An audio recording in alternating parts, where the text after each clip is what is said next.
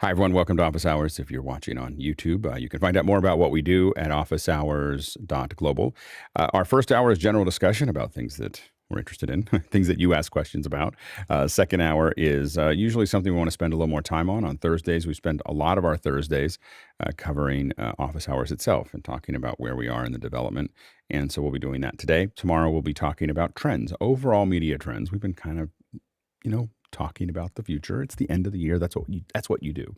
So we're talking about the media and where we think media will go over the next year and really over the next decade or next couple of years.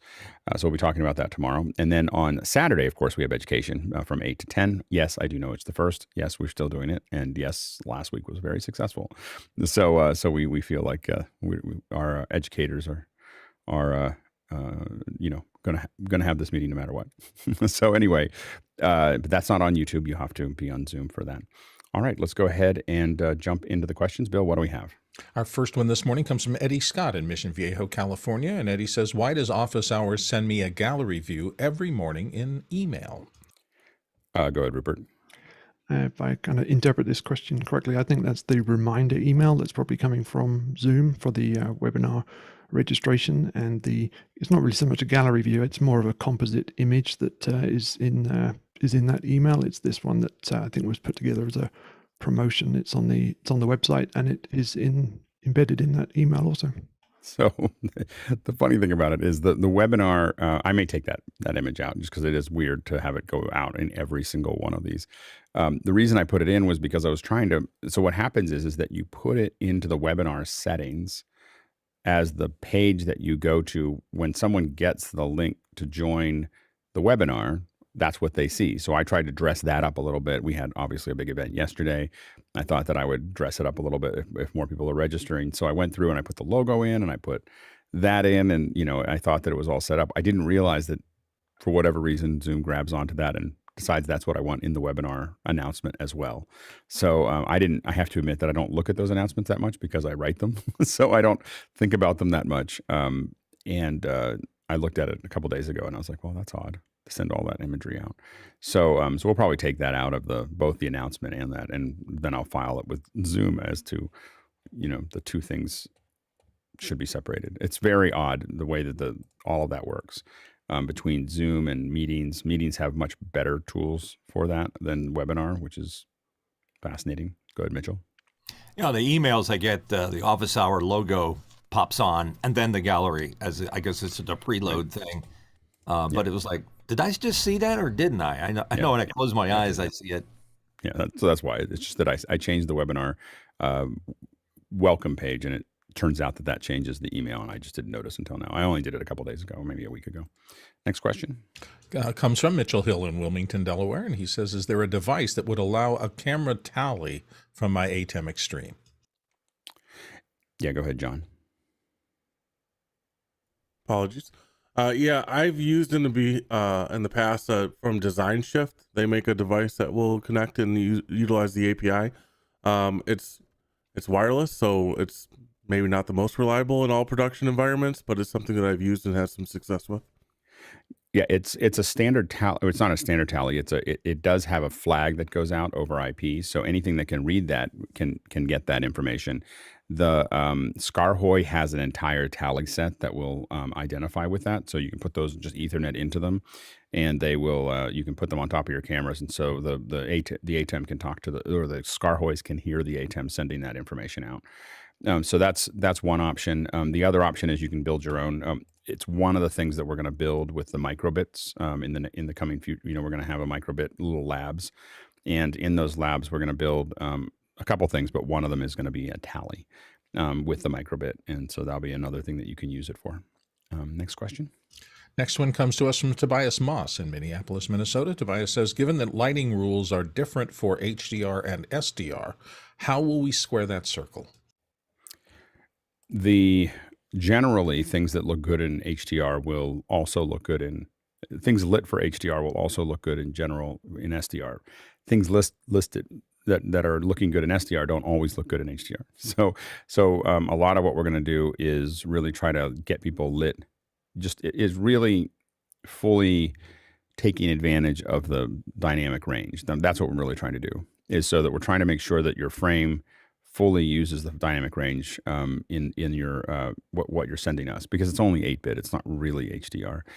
We are paying attention to some things, like if your background is a lot brighter than you are, that looks odd in HDR because it accentuates everything. So at least the way our curves work. So it's really a matter of, if you look good in HDR, you'll look good in SDR. But if you look good in SDR or look okay in SDR, you may not look good in HDR. That's the thing that we're trying to solve. So we just solve for HDR and let SDR sort itself out. Next question. Next one comes from Douglas Carmichael, and he says, could you see native metering capabilities coming to the Zoom platform with the Liminal acquisition?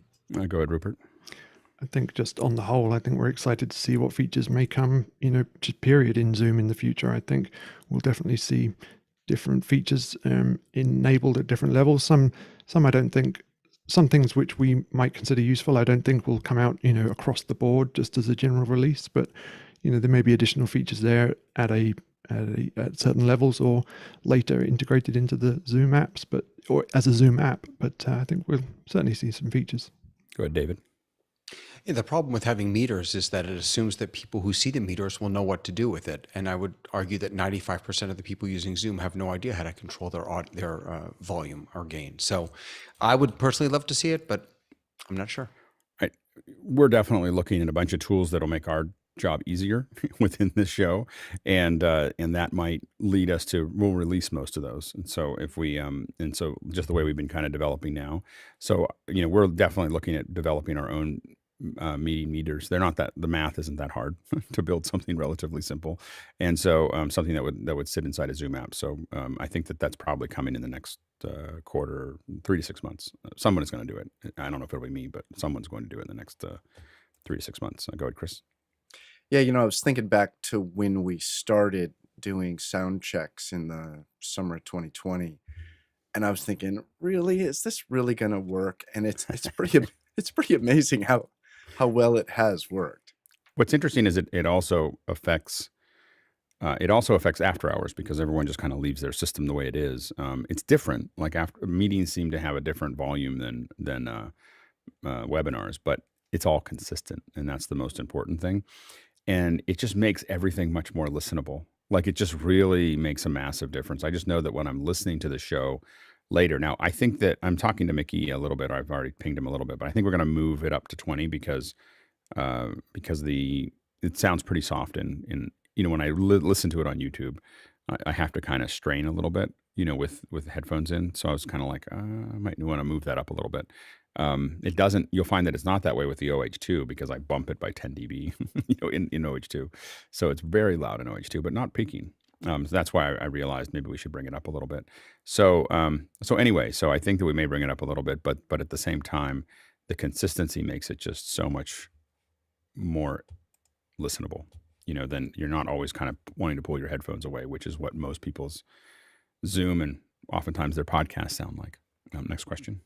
Next one comes to us from Mitchell Hill in Wilmington, Delaware, and he says, purchased a set of HDMI splitters on Amazon. Unfortunately, they don't work. I'm trying to split the output from my ATEM Mini output 1. Do I need to go with a name brand product? Go, TJ. I've been having a lot of luck with this particular Tech Hole brand of HDMI splitter. This one in particular here, I've been using for about 1.5 years on my system, and it's been working great. Never had a problem. Rupert?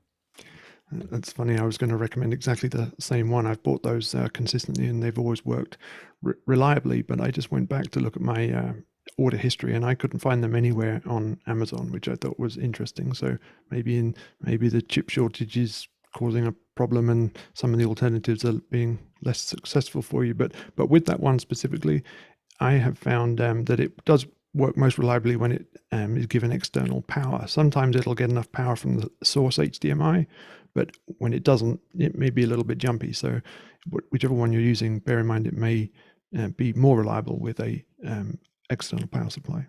Yeah, go ahead, Mitchell. Yeah, this is, I think it's called Power Laken. This does not work. And I haven't had a chance to try the name brand, which is this guy. And I want to try the Techo too, because it's important that I get two for one, as they say. Go, Bill. If you're concerned about power, I use one from Triplight that has a wall wart, so it's actively powered. So that's just another option. Next question. Next one comes from Tobias Moss in Minneapolis, Minnesota. He says, has anyone done the firmware updates on the Pavotube 6C and use its app functions? Has the update and features worked well for you? I have a bunch of the 6Cs, and I have to admit I haven't run any updates. I don't even think about updating my lights. I probably should. But I haven't thought about it. I don't know if they're adding new.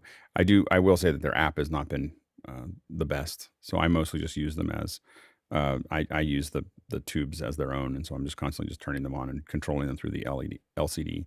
But yeah, we'll ask that again in a week. I'll definitely update it. Next question. Next one comes from Tommy Shantz in St. Paul, Minnesota, and he says, is there a downloadable audio file that one could put on their device to listen to like a podcast when they have no internet connection? Go ahead, TJ. Yes. So what I do is I actually just download podcasts. So when my wife and I go on road trips, we use the podcast app in Apple, and we download them all onto the device so that we have them. When we're off in the hinterlands and have no cell reception, we just get that and we play them. And I'm not sure whether Tommy's asking about, is there a downloadable file of this show as opposed to podcast, like a podcast? So it might be that is there a downloadable of this show? And in that case, we are, by the end of January, we'll have it up. All the pieces are there. It's all working. It's just that, I mean, even Mickey was even generating files. It's just a matter of me flipping a bunch of switches on. A lot of that had to do with the fact that I wanted to use, to give you some inside baseball, I really want to use Apple's podcast because I don't want to think about it. So I just want to put it on Apple's podcast, but I have to charge for it, which means I have to generate revenue, which means I couldn't do that until I was a 501c3. So it'll cost like $1 a month or something, or it'll be some kind of small little number or whatever that's there for us to put it on there. But I need to, that's a process, but I just wanted to put it up there. I don't want to think about RSSs and, all the other things. So anyway, that's why, that was the delay. Anyway, next question. Chris Fenwick's up next here in the panel with what physical chart would you recommend for everyone to have on hand that we could best hold up to best allow us to match our cameras for office hours? And what would that workflow look like? I go ahead, Jeffrey. For matching the cameras, a couple weeks ago on the color side, I asked the question something under $50, and Charles suggested getting the Spider Checker 24. Which comes in at about $49. There were a couple suggestions for ones that were less than that, but the quality is questionable when you get less than the $50 one. Go ahead, Mitchell. I guess I'm trying to figure out if you mean checking the color for the camera that you're using, which would be very individual, or for the overall Office Hours 2.0 for your HDR, for example. If we all had the same chart, that would be cool. It doesn't have to be the same chart. I mean, it would be easier if it was the same chart, but it does have to be one that is applicable to Resolve. So it'll be very difficult for us to deal with any chart that isn't available on the Resolve. And that's more complicated than it sounds. I sent a Dumont chart down for one of our shows, and it was a 12R instead of a 24R, but all that Resolve sees is the 24R. So complicated. Anyway, so I wouldn't use that. There's the X-Rite color checkers are fine. There's a video one. There's a pocket one. They are all a little expensive. They're all, I think, $100 or more. But there might be one that's less than $100 that you can get. But it has to, when you open up Resolve, it has to be in that list. And someone maybe can grab the list that, someone can maybe go into Resolve, grab that list, find the links for the 6 or 8 of them that are there. Anything else is going to be a pain, for us. That's all. You don't bother if you're not going to get one that is on that list, because it's just going to be us dancing around. We might as well just correct your frame. So the color checkers only matter if they fit into that. Go ahead, Chris. So the idea then would be that I'm confused about how the workflow, and the reason I asked this is a friend of mine who's a DP was watching yesterday, and he said, y'all work so hard to make everything sound the same, but when I look at the gallery, it looks like a rainbow. So number one is I like that. So I mean, I don't want it to all look the same, but I do want to get us all in the same color space. So I think that what's nice about it, I think it would look actually really boring if all of us tried to fit into the same, like really look the same, across that. And I have tested it because what I used to do is anybody who had a gray background, there was a time when half of the panel had a gray background, and I would move them all to the top every single time to just see what that looks like. And I realized I didn't like it. Like I just realized it took over a month. I watched it be that way. And I realized that would look really bland and weird and kind of Stepford Wives. And so what I've learned and why I'm going to change my background and maybe even clean up my cables at some point. I make this. I doubt that. Anyway, so I very much doubt that. So I think that what makes the panel so interesting is the different personalities that are in the backgrounds, that are behind every person. And so I think that it actually is, I love the fact that everybody has something different. And I think that's great. I do think we want it to look like proper color. And so what we're going to do, and we don't need color charts to do this. I mean, color charts make it much easier. So if you're going to get a color chart, get one that fits into Resolve. But either through the 090 FS-HDRs or ones that we're getting or if we get ones for OfficeHours, we're going to have a LUT for every person, and then we'll build a LUT for each person. Every person will have their own channel inside of either an FS4 or FS-HDR, and we'll have a LUT that finishes them, for that. Now, it'd be better if they do it on their own and if we can send them that LUT and they put it in their camera, then we don't have to do any mate adjustment. But if they're on a Brio or something that doesn't have a LUT, then we can make that final correction, in our encoders, and we would want them to have good exposure, but then we can fix all the color, from there, or fix some of it. The more we fix, the more posterization happens because we're only dealing with 8-bit, audio, video. So we can't go very far, but we can make some minor adjustments. For people who have the cameras, who have the 6Ks or 4Ks or anything that'll take a LUT, you can put up that chart, and then you can go into Resolve. You can draw this little square, and we've shown it, I think, in a previous show, and it will automatically just get you very close. Does it get you Charles close? No. Does it get you much better than what you had? Yes. So that's the thing that you want to kind of look at there. So we're going to recommend those for people to use as we keep on trying to make it better. But we're just slowly tightening screws. Like we're not trying to do all of this at one time. So yeah, we've got the audio pretty well handled, and now we're starting to tighten, again, our head positions and our lighting and exposure and, all those things we're going to keep on adjusting as we get ready to, a lot of this has to do with that. I expect us to get to a much larger audience. And so I'm just trying to make sure a lot of this is so that it makes all the panelists look the best that they can, so that they're not embarrassed with their presentation in front of, like right now we're in front of, 200 or 300 people. But when we're in front of 20,000 or 30,000 or 200,000 people, I'm trying to have us find a solution that looks okay for that level of exposure, and have us all finding that solution before. So it's not a rush one week where we go, okay, we're broadcasting to a satellite. We now need you to, fix it. We're just fixing it slowly. Next question.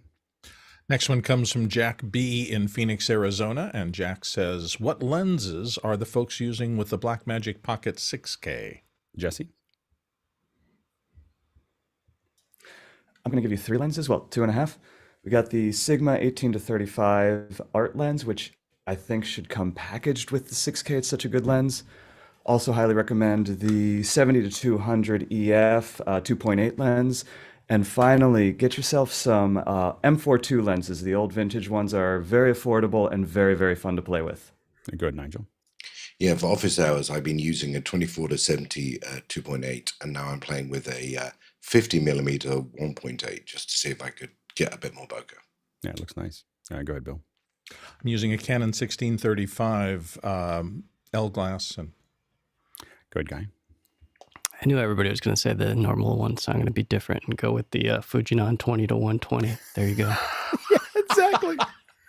I think that's on sale for like $10,000 right now. So I think that's without Black the servo. Friday. You want it with the servo though. Oh, It's on okay. sale without the servo. You definitely want to be able to zoom in and have the motor do the work. Yeah, absolutely. It's a good kitchen lens. Yeah, Just around the house, when you're cooking, it's a shooting good cat second videos. lens. Yeah, exactly. We buy a lot of these kits with the 6Ks, and we're using the Canon L series 24-70, and it works really well for us because generally at the distance that we are from the camera, we're sitting at about 35 to 50, and so it's right in the middle of that lens rather than on one of the ends. Next question. Next question comes from Gordon Lake, and Gordon in Los Angeles says the Teradek Spark wireless transmission system claims to transmit 4K HDR video and audio up to 500 feet with zero delay for about $1,500 US. Can wireless video be trusted at the level of wireless mics? Mitchell. I don't trust wireless mics, so that should be a starting point. But I would say the same kind of problems that you can have, like line of sight, no obstructions. Don't go to the specified 500 feet. Try 200 feet. Keep the receiver and the transmitter as close together as possible, but I don't trust them. Yeah, we've used Bolts and 3000s and a couple other. We used a lot of Teradek wireless, and overall, it has been very successful for us. But we don't push them that far. It's very rare for us to take a Bolt further, even the 3000, which we've tested at 2000 feet. Like we've literally just walked away, down a street to see if it would actually work, and without obstruction, it absolutely did. But once you start adding metal and other things, it stops pretty quickly. And so, but we've definitely solidly had it work at 2 to 300 feet. But in production, we rarely go over 100 feet with a Bolt. When we want to go longer range, we're using other systems. So it's oftentimes, protected spectrums is usually when we really want to go long range. But the Bolts have been very, very successful. And what we found was that 95% of our needs were 100 feet or 200 feet or less.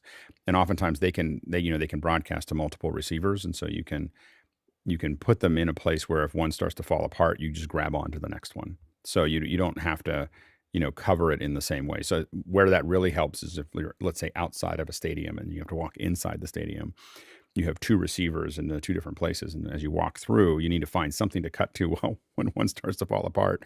Or you see through rehearsal, you'll see a place where it's strong out of both of them. And you just know when they're right at that moment, switch. And it's imperceptible to the viewer, but we're able to get that through. Next question.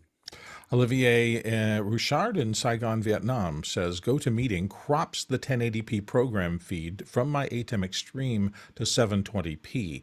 I'm using an ATEM Mini to scale down with the DVE feature. Is there any way to avoid the use of the ATEM Mini? Go ahead, Chris. It seems to me we had this question yesterday. What you may consider doing, and which is what I do with my Extreme, is that the output of my Extreme goes into OBS. Now, you're talking about using GoTo Meeting, so I'm figuring it's not really a mission-critical live broadcast to the whole world or anything like that.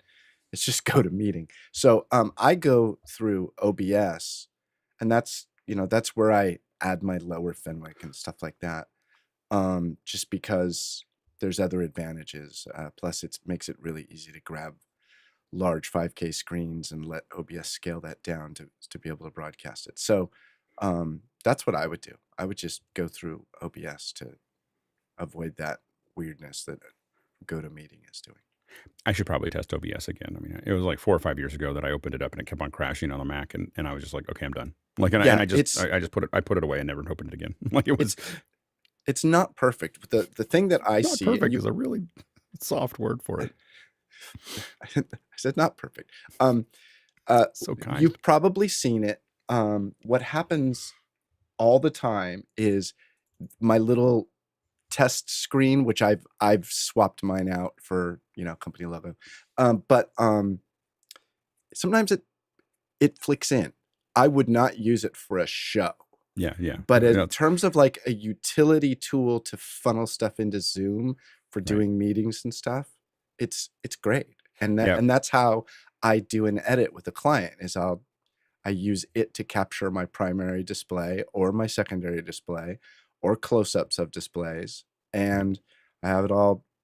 I will say this, OBS Stream Deck are happy campers together. Yeah, the one that I would recommend if you really want something solid in the GoTo Meeting, I think this is the answer that I gave in a much longer way yesterday, was the web presenter, the older web presenter that goes into USB 2. GoTo Meeting is fragile and old, and it's a legacy product.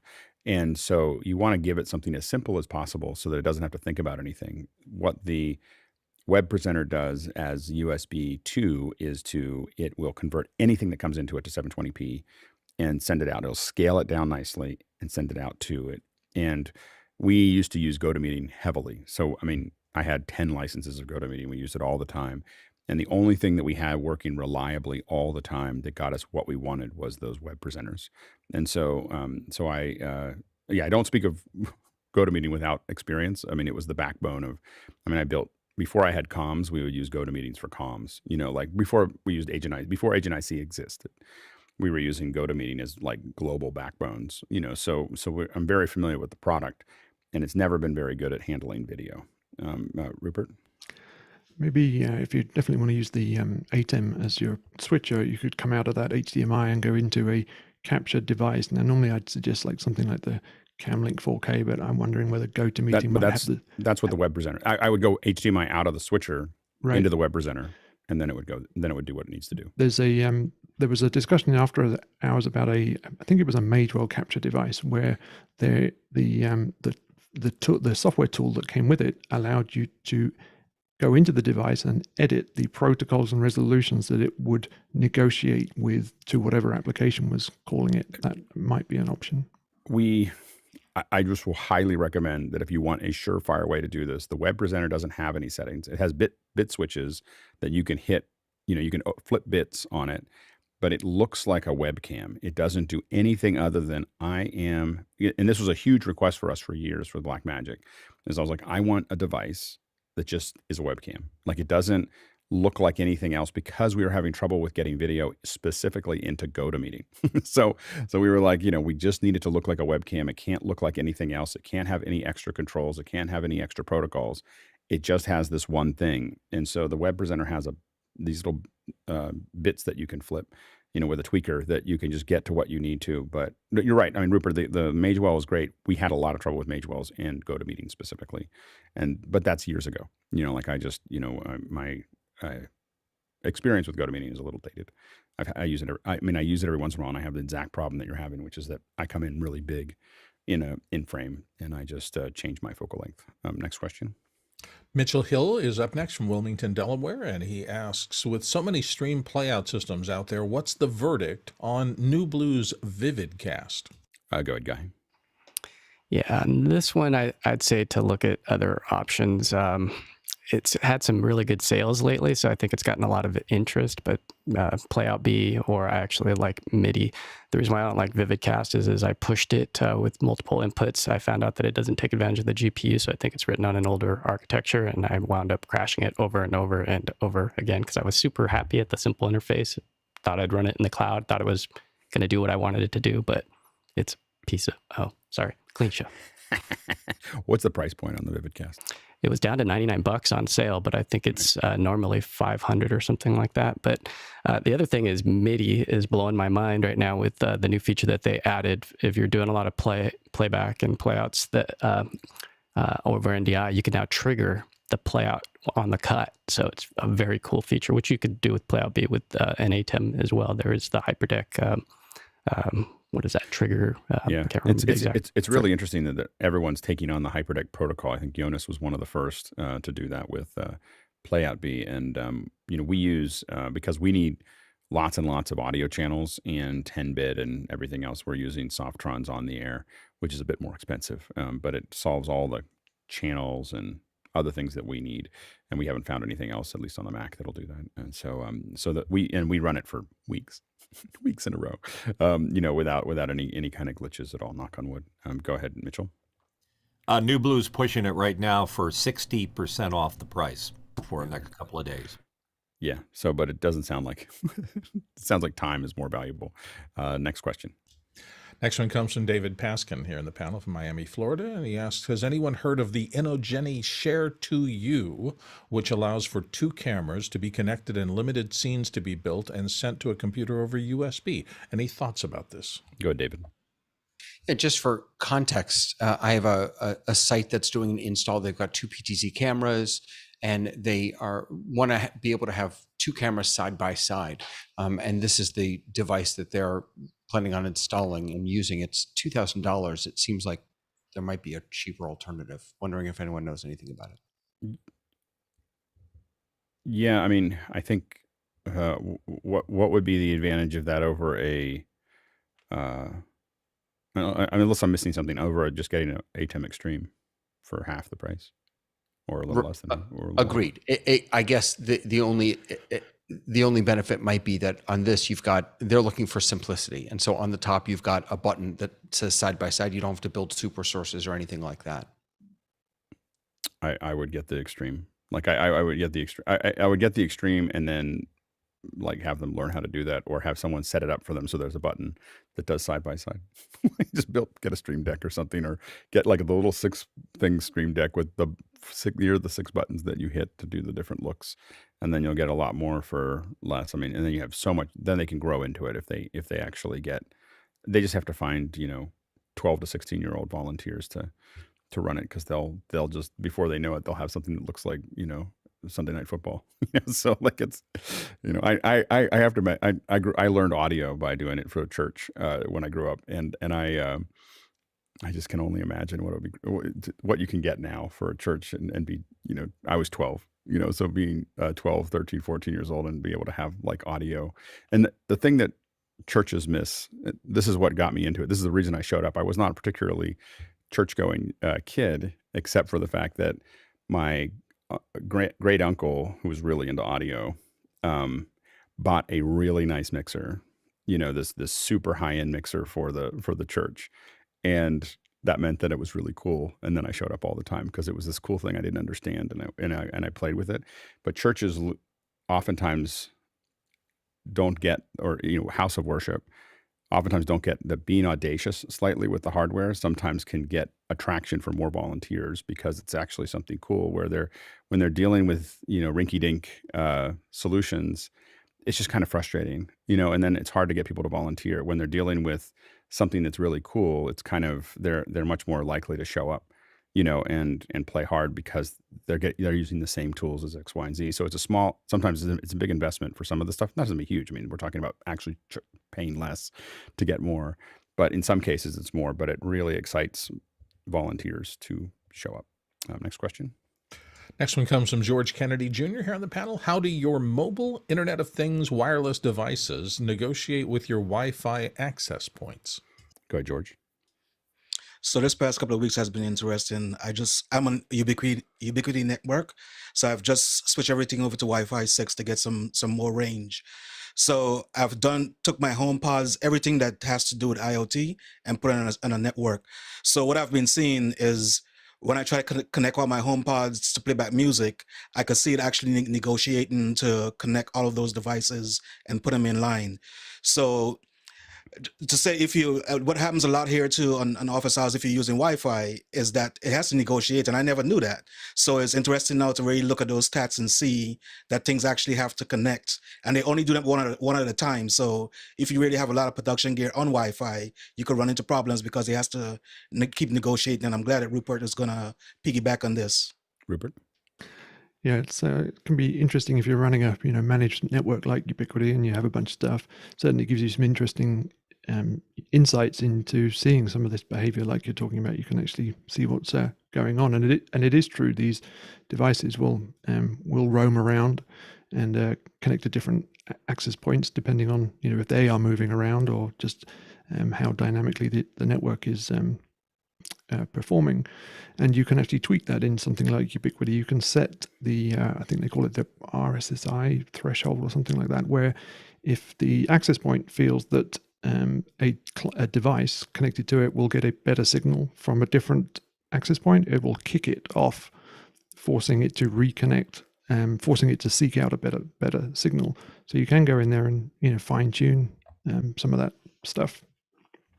And the problem with that becomes if you're streaming and it decides that in the middle of something, and it'll just it kills your stream. so absolutely. Yeah, go ahead, Nigel. Yeah, I would encourage people to be careful of Wi-Fi 6 If you overconfigure your Wi-Fi 6 network, it's going to spend a lot of time pinging the other base stations. It may seem old-fashioned, but it's really worth in a modern home with what could be thousands of devices to get the balance between wired and wireless right. Don't put off the wired network decision because everything you have is pinging that network.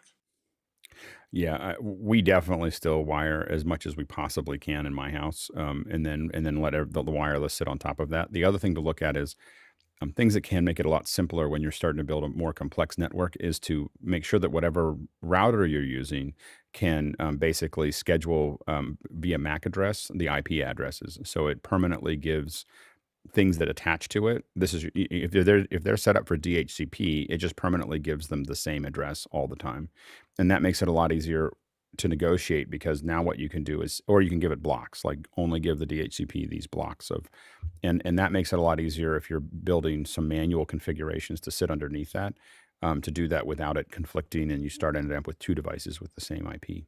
Next question.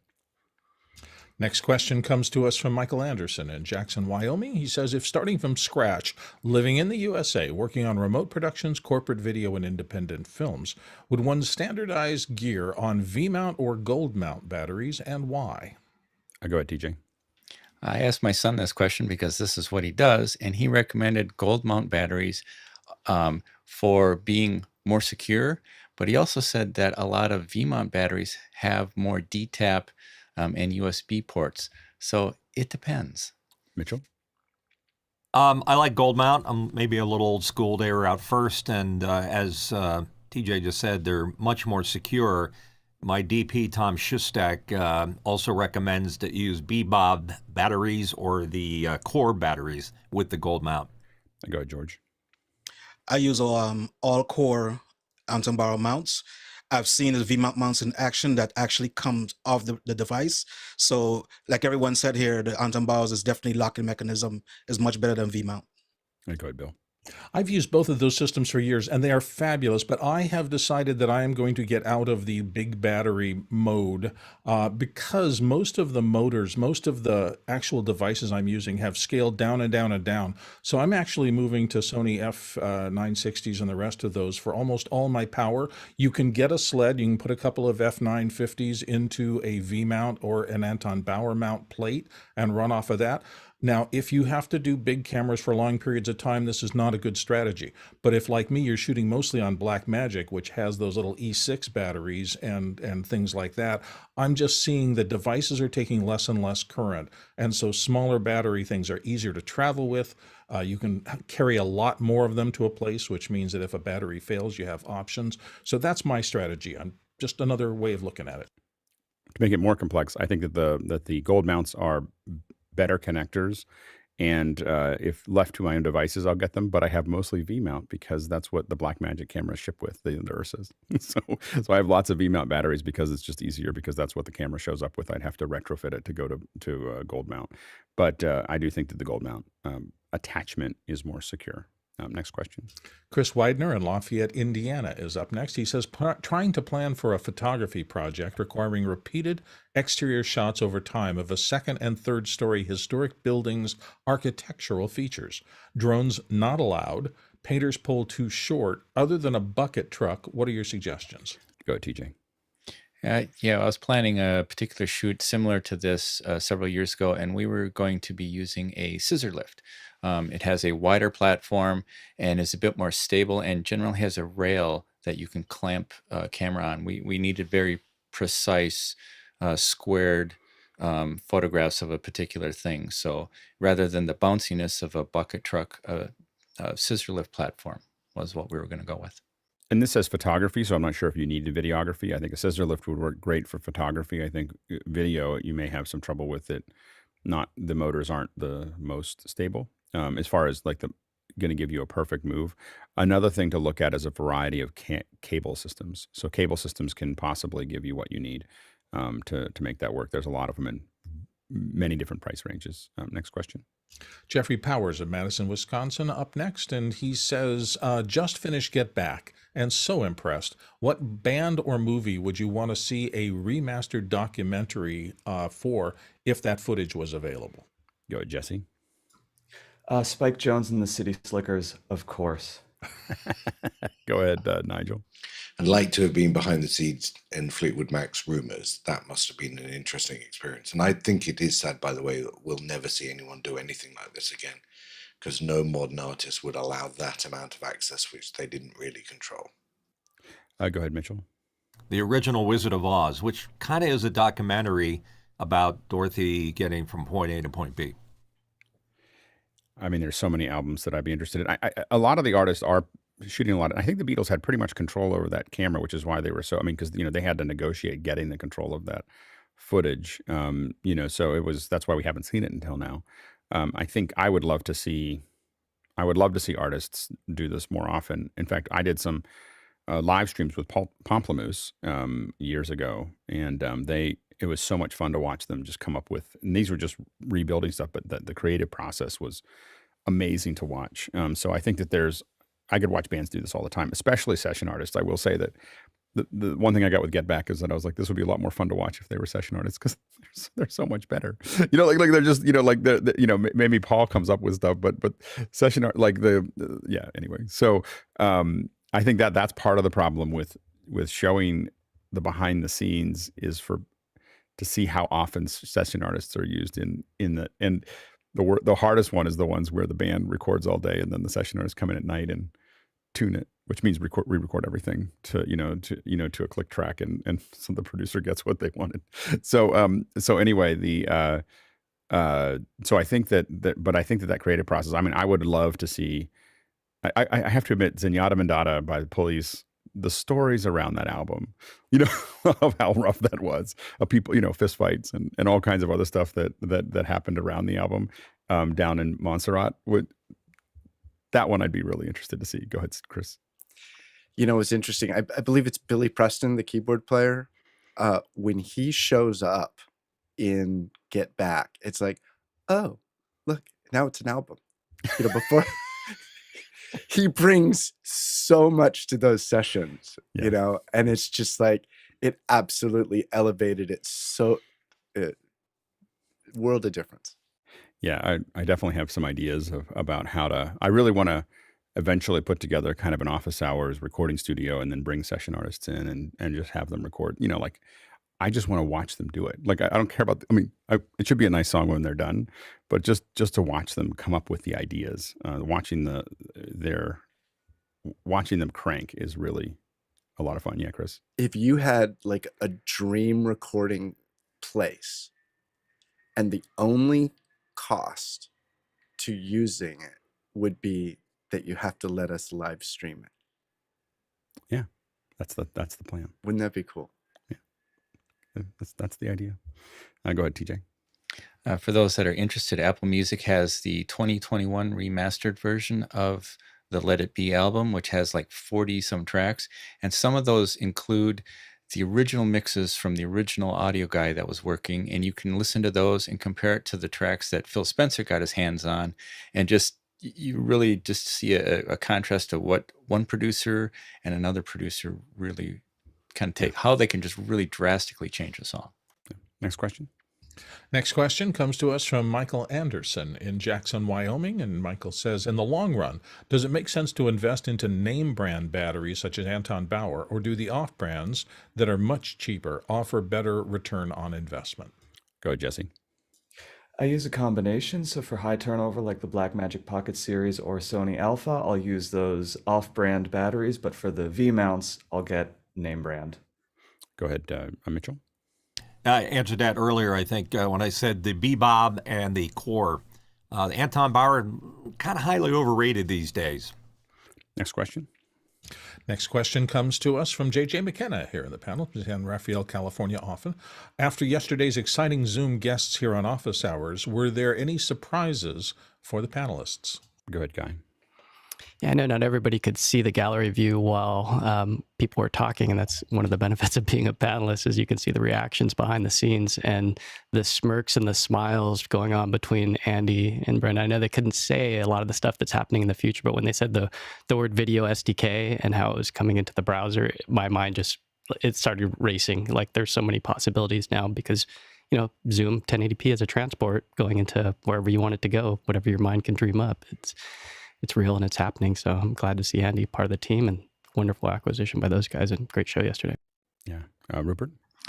Yeah, Zoom also put out a pretty interesting blog post yesterday about some of the things that happened last year and some of the things that are coming for next year, just hinting in a lot of cases. But I think there's a lot of things will be joined up there, like Guy talks about. And also, I'll be in the Zoom test kitchen on Friday with Jeff Rick, and we'll be meeting with the Zoom folks again and talking about some other things, hopefully.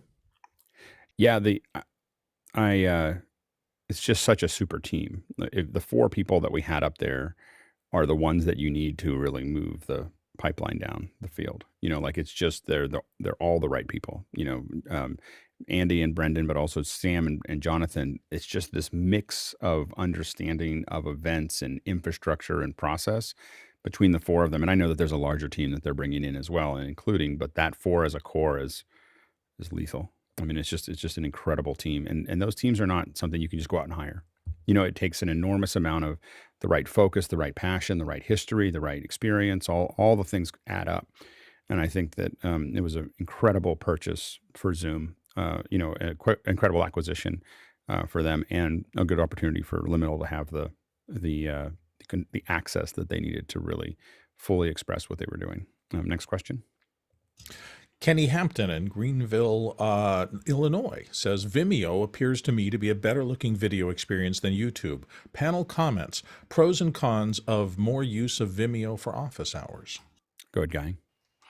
It's funny that you mentioned this. I just watched a enterprise webinar yesterday on this very thing, and the things that they pointed out were the higher quality picture, the ability to not have ads, especially inappropriate ones that show up during your presentation, or competitors' ads that show up because they bought that keyword.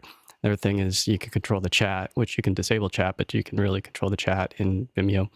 The other one was you can replace videos. So all that history is retained, which YouTube will never do that. So that was another big thing.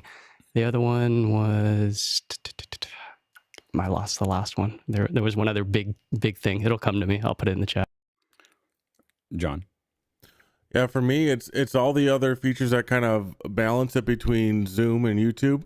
You get the better video quality, plus you get the same sort of webinar features that YouTube doesn't really offer natively. We do a stream for about 10,000 people every week now, our sales meeting, and we put YouTube against Vimeo against Zoom, and Vimeo came out the winner for us. Go ahead, Mitchell. Yeah, cinematographers seem to gravitate towards Vimeo as a better quality picture, but YouTube has been winning the hearts and minds of most everybody, and of course we wouldn't be using it if it didn't have the proper hooks in it to allow us to do what we do. Go ahead, Bill. Yeah, I use it as one of my primary content distribution networks, basically because the embeddability of things that are hosted on Vimeo is widespread and very robust. So when I'm doing corporate work, specifically to get behind corporate firewalls and things like that, often the more public-facing things like YouTube are blocked, but Vimeo will get through successfully. And the quality is just much better for doing analysis of work as it's in progress. Go ahead, Guy. That last one came to me. It was autoplay. So with Vimeo, you can avoid having some other video that you don't want auto rolling right after yours. So you have control over that. So, and I do have an enterprise account, which I'll offer up if you want to run some tests from office hours. I stream 4K to it all the time, and it's available if you want to push in, run some. We can definitely run tests for it. I'm very familiar with Vimeo and use it for a variety of clients. It's definitely a higher quality video quality for posting. The streaming infrastructure is not as stable as YouTube by a long shot. So, and unfortunately, I think that I'm familiar enough with what the back end is like that it terrifies me that I'm always surprised that anything comes out the other end, given what it sits on top of. So I think that's the thing that concerns me. Also, you pay a certain amount for live streaming in the enterprise, but you will get a bill if you start racking. Now, in the small numbers that we're streaming to right now, it doesn't matter. But if we scale this up, Vimeo will not allow us to have a single cost where we're running it. If we start running 50,000 people a day, Vimeo YouTube won't even notice that it was happening. In fact, they'll probably just give me more engineering resources. Vimeo will send us bills. So that's the, and so that's the problem. There's, and then finally, the other issue is Vimeo doesn't support HDR or 5.1. And so that's, and I don't see that happening anytime soon. And again, I think that comes down to some infrastructural issues that they have that will be hard for them to overcome. Next question. Next question comes from our own Tony Mobley in Noonan, Georgia. He says, my brother, Don Mobley, is looking for a sound device to use with the Shure M7, using USB for now, but wants XLR. He wants lower cost than a Flow 8. The only thing missing from the new studio, OfficeHours bug. Oh, go ahead, Tony. Yeah, it's kind of amazing to see this thing happening. He's getting his ATEM Mini Extreme today. He already has a Stream Deck. He has the GVM lights that I just got for Christmas. He has a Brio. Already had a Brio. What's his show going to be called? That's the question. He's doing two things. The main thing that he wants to do is a baking show for his wife. And so I believe that I'm going to be able to get her to participate in the cooking show, but she wants to do baking. And the other, Damiante's going to, she needs a little bit more time between shows. And so we're going to be adding more hosts that are going to show us how to cook things. Just saying, it's a nice way to figure stuff out. You should talk to Shannon about that. Okay. But he is all in. I mean, he's excited. He's watching old Conversation with Tony Mobley episodes. He's watching Super Saturday. It was like a light switch went off and he's like all in. Well, the thing that I'll say is that for the baking show, you're gonna need a wireless, and a lot of us are using the Rode Go's that, for both, both directions. That's been what we've been using, and it seems to be working pretty well. What I will say for a MV7, anything less than the Flow 8, the preamps and the subsystem will be low enough quality that it's not worth doing, because if you're going to go below a Flow 8, you're going to get a cheap transformer, and you're going to get a cheap subsystem, and you're going to have self noise that goes through the whole thing. So you're better off just figuring out some way to do it in software with Audio Hijack or with Banana or Potato or whatever that fruit is. So anyway, those are technically both. Anyway, so my family's had a lot of discussions about fruit versus vegetable recently. So now I can't keep track of which one is which. So anyway, but I think that he's better off using some kind of software processing at this point with the MV7 if he's going to go less than the Flow 8. And the only thing I'll say about that is that audio is the most important part of your show. So if you're going to invest somewhere, I'll convince him to go ahead and get the Flow 8. Yeah, because he's already spent so much money. Yeah, I know, but that's a place to spend. So Mitchell. Ironically, Tony, your brother Don already answered his own question by saying, what kind of sound device do I need? And we all love mixed pre's, so maybe a mixed pre 6 or a 3 if you can get one. That's a big bite, but I think that I wouldn't go below the Flow 8, like with an MV7. You could do a lot of other things, but a cheaper piece is just going to add noise to it. Next question. Tony Mobley's gone, and Garrick Parmalee is from Columbia, Missouri. What equipment would you need to convert a live video signal from SDR to HDR? There are quite a few things that can convert those things.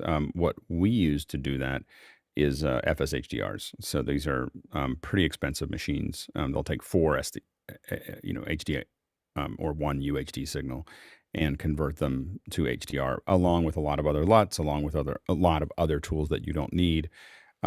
You can technically do it with, you can actually do it with Resolve and the Ultra Studio Mini. You can pass it in and have it be corrected inside of Resolve, go back out again. And that's still an expensive solution, but I don't know of any really inexpensive solutions except for, you can load a LUT into the Blackmagic 6G.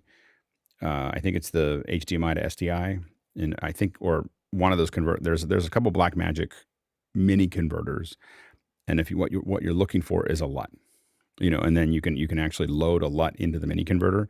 I don't know all of them. I know that we're using a 6G HDMI to SDI, but I think there's a couple other ones that you can do that with. And we've done that because, or maybe it's, I got to think through that, but we use those little boxes to convert non-Blackmagic cameras to a certain LUT to match what we're doing. Because a lot of times if we have time, we use LUTs to match our cameras together. So we take color charts and use LUTs to have all the cameras be in the same space. Then we only have to make minor adjustments in the switcher. And if the switcher loses power or resets, the cameras are all still, close enough together that it's acceptable. Next question. Next one comes from Douglas Carmichael, and Douglas is asking, Alex, you mentioned OfficeHours 3.0 would have a higher standard for acceptable cameras, at least a 6K, he quotes here, and a standard LUT. Would it be a good idea to bite the bullet on a 6K or 6K Pro now? Would I have any issues with an ATEM Mini in the chain for 3.0? Yeah, I wouldn't buy anything now for 3.0. 3.0 is a year away, at least. So I kind of I mentioned that in after hours before, but 3.0 is at least a year away. We're going to sit in 2.0 for at least a year, and so many things could be released between now and then. So I wouldn't buy more than you need until we actually get closer to the target. So that I wouldn't worry about it yet. Next question. George E. Kennedy Jr. in Washington, D.C. back with Alex. I watched Boba Fett episode 1 last night. Awesome. Did you work directly with this character in any of the Star Wars? Go ahead, George. So, pretty good episode last night. And they also had a behind the scenes after, and they went back of how the character began. It's interesting what a lot of like Disney, HBO are doing. They're really utilizing their new platforms to really dig into their content from way past, and Disney is doing a good job. So I was able to sit there with my son and really go back and dig into that character. So I wanted to ask if you seen that you worked in the Star Wars movies, if you had any interaction with him. I did not have any interaction with the Boba Fett character, so it was just not in this. It was not in the Star Wars that I worked on. I didn't. I think I might have held the Boba Fett gun once. It was sitting it was up in the. We got in trouble one time. I guess I can tell it now. It's a long time. We grabbed what we thought were props, and we were running around the third floor of the main house in Skywalker Ranch where I worked, and just going pew pew pew, like shooting at each other. We were just taking a break while we were rendering, and someone walked in and was like, "Put the guns down," and we were like, "What's going on?" We were just kind of like having fun.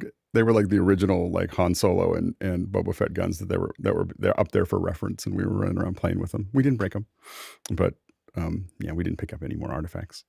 So next question. Christian Ortiz in South Florida is up next. With Liminal joining Zoom, was there any mention on Wednesday of improvements to single sign-on SSO? Go, Rupert. This wasn't mentioned yesterday. It didn't come up as far as I remember. I know it has been a sticking point for getting that integrated into Zoom in the past, but a lot of these roadblocks should be easy to remove now moving forward. So I'm sure it'll get there in the end, or there'll be a solution for that. And I'll try and bring it up with the team tomorrow also. Next question. Next question comes to us from Jeff Keithley in Texas, and he says, what are the panelists doing to recruit new blood into our industry? Go ahead, Chris. I think the number one thing is we need to make information and technique available to them. We need to pay them well. I think that I've worked with a lot of producers over the years, and as an editor, I've heard the conversations. Like, they're sitting behind me on the phone. They think I don't listen. I hear everything in the room. And I've heard some really egregious things about people and the way that they lowball people. But I think the best thing to do is to provide an environment that has a future. And you want to pay people well. I think that's an important part of it. And train them. Go ahead, George. Young and old, I've been reaching out to friends over the past couple of months, and again saying, look, this is where the industry is going, and you're going to have those that are going to push back against it. a lot of what I'm seeing is folks don't want to put in the time. They don't want to really spend. It's easy to go out and make a quick dollar in the AV industry, and you could either do what we do and try to elevate yourself, or you could just make a quick wage. Also, what I'm seeing, I've always been under this impression as part of this industry. Alex, I know, does a good job with his teams, but the AV industry and the live event industry, sometimes I feel like it's two separate places. The crew not necessarily don't get taken care of, but the AV houses kind of have their own interactions and take care of themselves.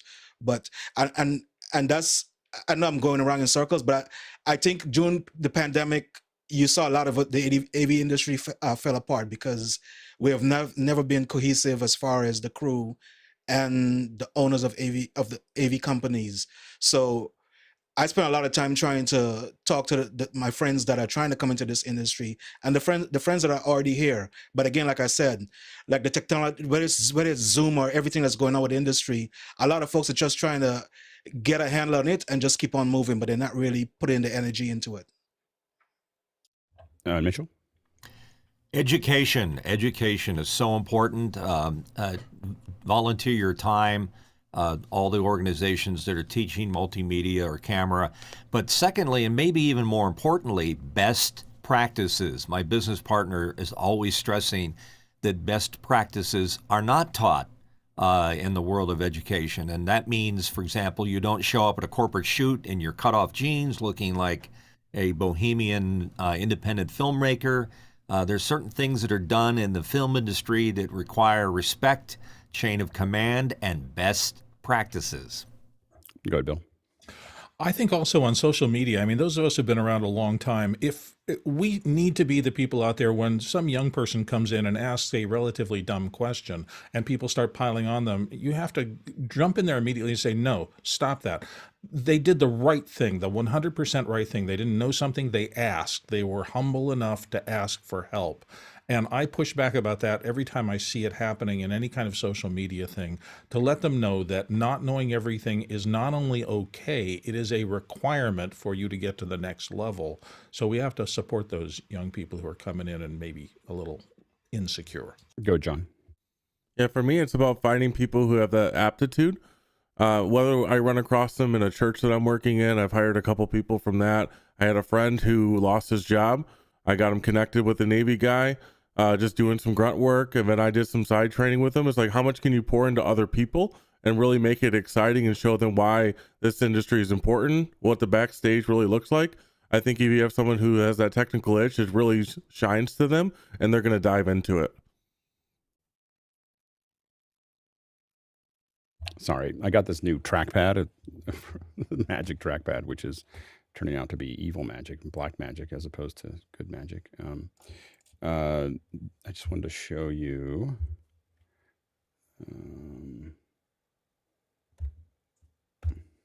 this little project that I've been working on. Let's see if I can get it to actually work. So this is in Rwanda. These are students from our school, and they are the fourth generation of that. So what I mean by that is the students that I taught are 3 generations up from them. So those are the ones that were taught by the ones that were taught by the ones that were taught. So, and what that took was, first we were able to partner with the school to get all the gear and make that work. And then I went down and spent a lot of time for the first couple of years directing and working with the teams and tightening all the bolts and having them all go a certain way. And then we had a great team, Ryan Ewell and Chris Marler and the whole team that's down there. And I think it's 300 or 400 people in Rwanda that are now doing work in the industry. So I think that finding ways to be focused on it, and the thing is that the school has been great. What really made the difference was lots of work, and them doing lots of it, and first doing lots of it where they weren't getting paid. They were as part of their schooling, so they were out there, supporting lots and lots and lots of small projects and having to load in really fast and having to load out and having to do all the things they had to do and building that. And now they're, working in the industry doing those things, at a pretty large scale. So the thing is that people can't get good at it without hundreds of events. You're not particularly useful until you've done hundreds of events in my eyes.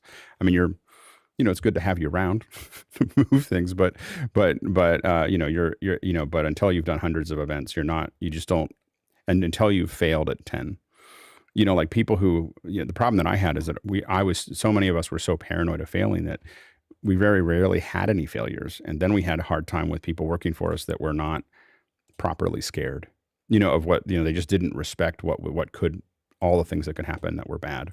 And so until people have lived through a live event unwrapping, where especially what I call a slow unwrap, which is that it's not going to work and there's nothing you can do about it. You're not, like, there's nothing to fix. There's nothing to move. You're just going to plow into the ground, and until you've lived through that, I feel like you're not really ready for production, because, it's always something you did. It's something you did a week ago or 2 days ago, or something that you decided not to pay for, or, something like that but on the day of the event, there's nothing you can do about it. And you have to look back, and that changes the way you approach live events. And you become paranoid and neurotic and frustrated a lot of the time, and you're very pushy about asking for lots of things because you want to make sure. So anyway, I think that we should be doing more. I'm attempting to. I think it's interesting that I keep on trying to work with schools, and I just get rebuffed from high schools. The one high school that has really taken it down the path, and we'll get him on to talk, is Tony Farley there's what's called SLAM, the San Leandro Animation Academy of Media, I think.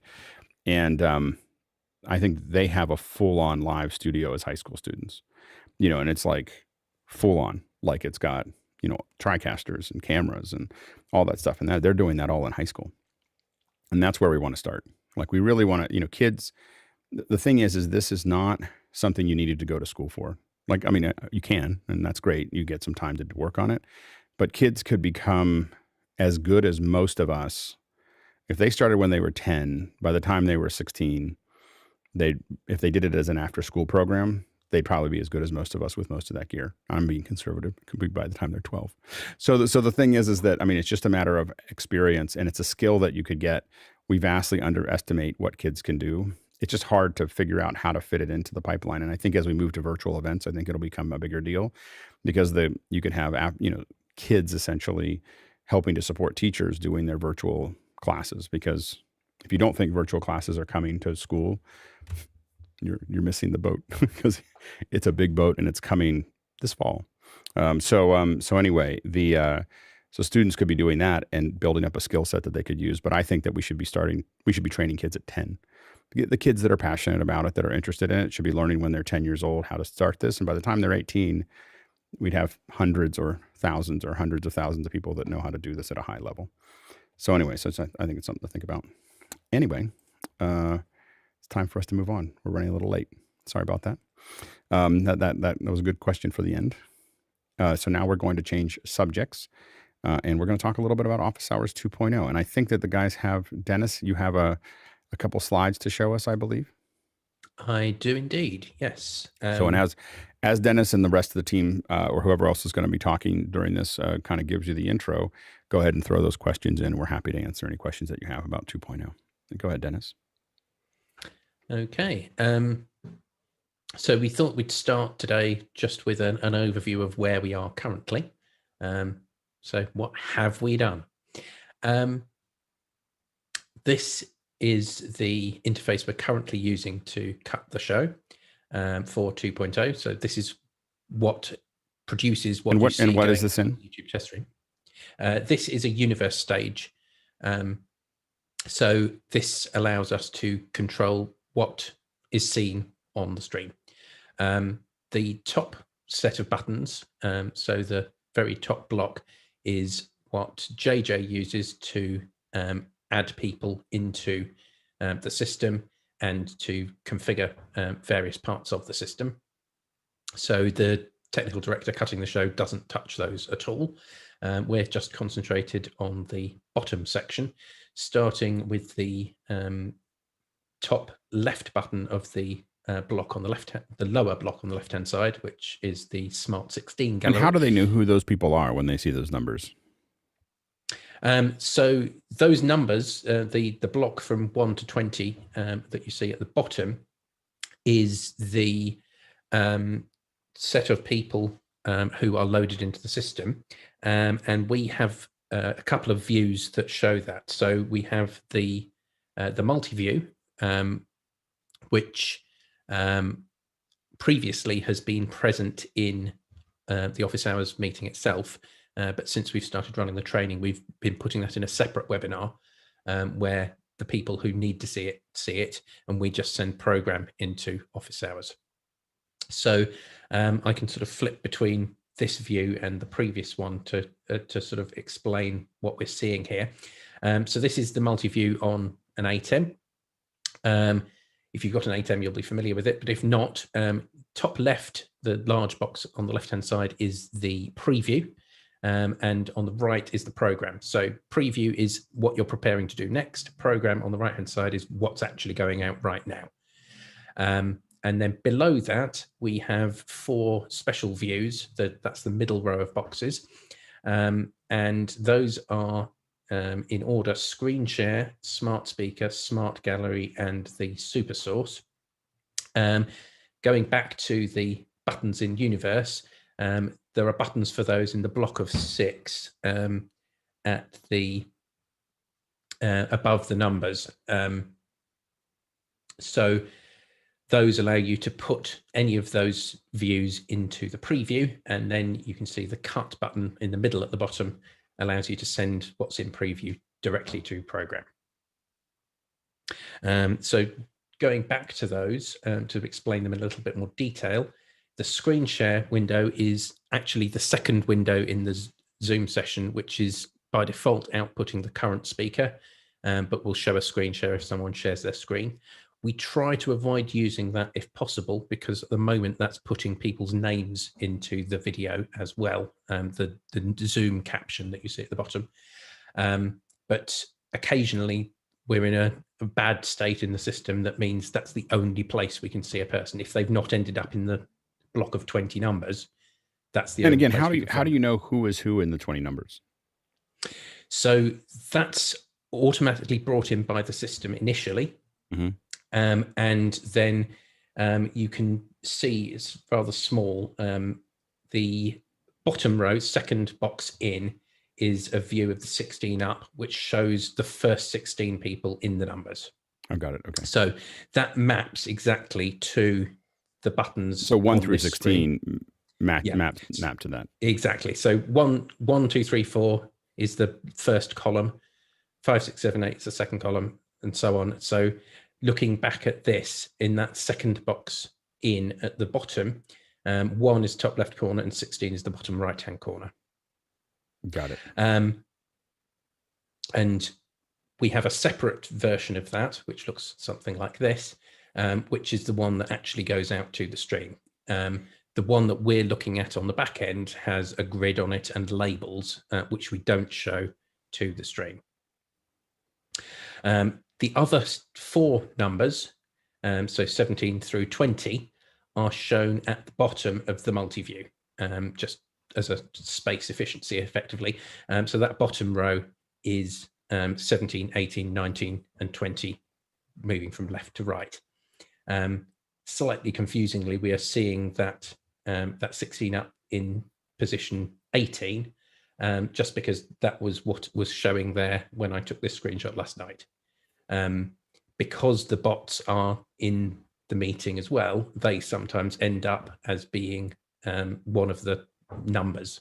Right. And JJ can switch those out and put different people in there.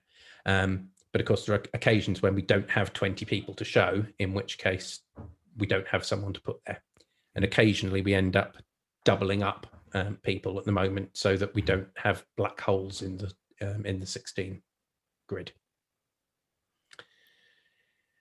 Moving back to the buttons, just to finish off here, we already talked about the cut button. The auto button does what the auto button would do on an ATEM, that is to transition from the current program to what's in preview, and using some sort of transition effect to do that. So, for example, a fade or a fade through a particular color or a stinger, something like that. It's not something we're currently using in OfficeHours 2.0, but if at some point we wanted to be able to fade to black, then we might use it then. To the right of those buttons, we've got the host supersource and host reader supersource buttons, and those allow us to change the layout of the left-hand side of the supersource. Unfortunately, I don't think I've got a screenshot handy of that. If you've seen the supersource in the 2.0 stream, you have up to 6 boxes on screen at once. A supersource only allows you to add 4. So the way that's being done is that we're actually using 2 supersources and cascading them. So on the left-hand side, we have the host and optionally the reader. So they're in the left-hand side. And then to the right of that, we have up to 4 people who have their hands up to answer the current question. And that's automatically handled by the system. So it knows whose hands are up and will show those accordingly. If there are more than 4 people, we don't have any way to show that. So we just stick with the 4. And if you've been looking at the stream today, you may have seen that we've actually been experimenting with a layout change today. Because when you have 4 people all in a row next to each other, their boxes get very narrow and we start cutting people off.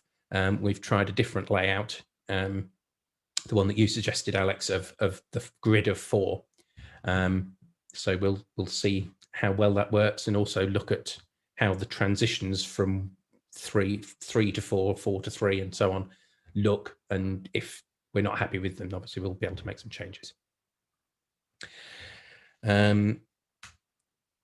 Moving on to show the Isadora patch. This is what is working out all of the elements in the supersource and other aspects of the As you system. can see, it's very simple. Absolutely. Yes. Yeah, so we are actually doing some work on that at the moment. Juan Robles in particular has been spending a lot of time looking at ways of simplifying things. As an example, we have the current version of the supersource builder at the top, and Juan's version, which we're yet to test underneath, sort of spreading things out a bit so you can see what's going on more clearly, and working on the code so that, that it behaves better and exhibits the behaviors that we want. One other exciting development that we're in the process of working out how to implement is taking all of the JavaScript actors and having them outside of the Isadora file as straight JavaScript files, which will help us hugely in what we've just started working on in the last week, which is putting all of this into GitHub so that we can share it with people. And because Isadora files are binary, sharing those on GitHub doesn't work as well because you can't merge changes into it. So having the JavaScript outside of that means that we'll be able to make edits and build on the existing work, and multiple people can work on it all at once. Whereas with the Isadora file, we have to essentially lock it to one person doing some work, us then testing it. And then if someone else wants to do something, we have to then sort of hand the baton to them so that no one else is making changes at the same time, so we don't end up with this mess of all sorts of different changes that all need to be combined later. With the introduction of the GitHub, it's also meant that we can now track any issues we come across, and we've actually instigated the role of an RFI documenter. So each day there is someone on the back-end call that we're having ready to note down any problems that come up so that we can then record them properly and start looking into them and fixing them. That's great. Yeah, and our goal is really to get to a point where we spend a week where there's things that could be better, like what we call CBBs. there might be CBBs, but there's no critical errors for a week straight. You know, that's what we're trying to get to. is that there's no critical errors for a week straight, and then we will be tempted, and as I get the SDR and confirm that the SDR works well, we will be tempted to then move over and move 2.0 into the main feed. But we want to wait until that happens. I will say that now that I'm used to watching, because I watch the 2.0 on my phone, now that I'm used to watching the 2.0 on my phone, I actually find the 1.0 to be fairly painful to watch. So I'm more interested in getting us to the other part relatively soon. The fact that it's rebuilding the gallery every single time we cut to it in the feed is super annoying. And so anyway, so I think that I'm looking forward to getting to 2.0 as fast as we can. Anything else? Definitely, yeah. So this is just the issues that we captured as of yesterday. We've already added about 4 or 5 more. Right. So there's a lot of work to do, but we're making progress at an amazing rate now that we have a whole team of people working on this. Juan in particular has done a lot of work that's improving things. Jonas is looking at making a lot of changes to the universe interface. Because as it stands, you saw we have essentially 2 different jobs happening on the same interface. Right. So we're going to be breaking that up into different stages, which will then make it easier. The buttons can be bigger for the TD. They can see what they're doing more easily. JJ will have his own dedicated panel where he's making his changes. So everything will become easier to manage. That's great. Anything else?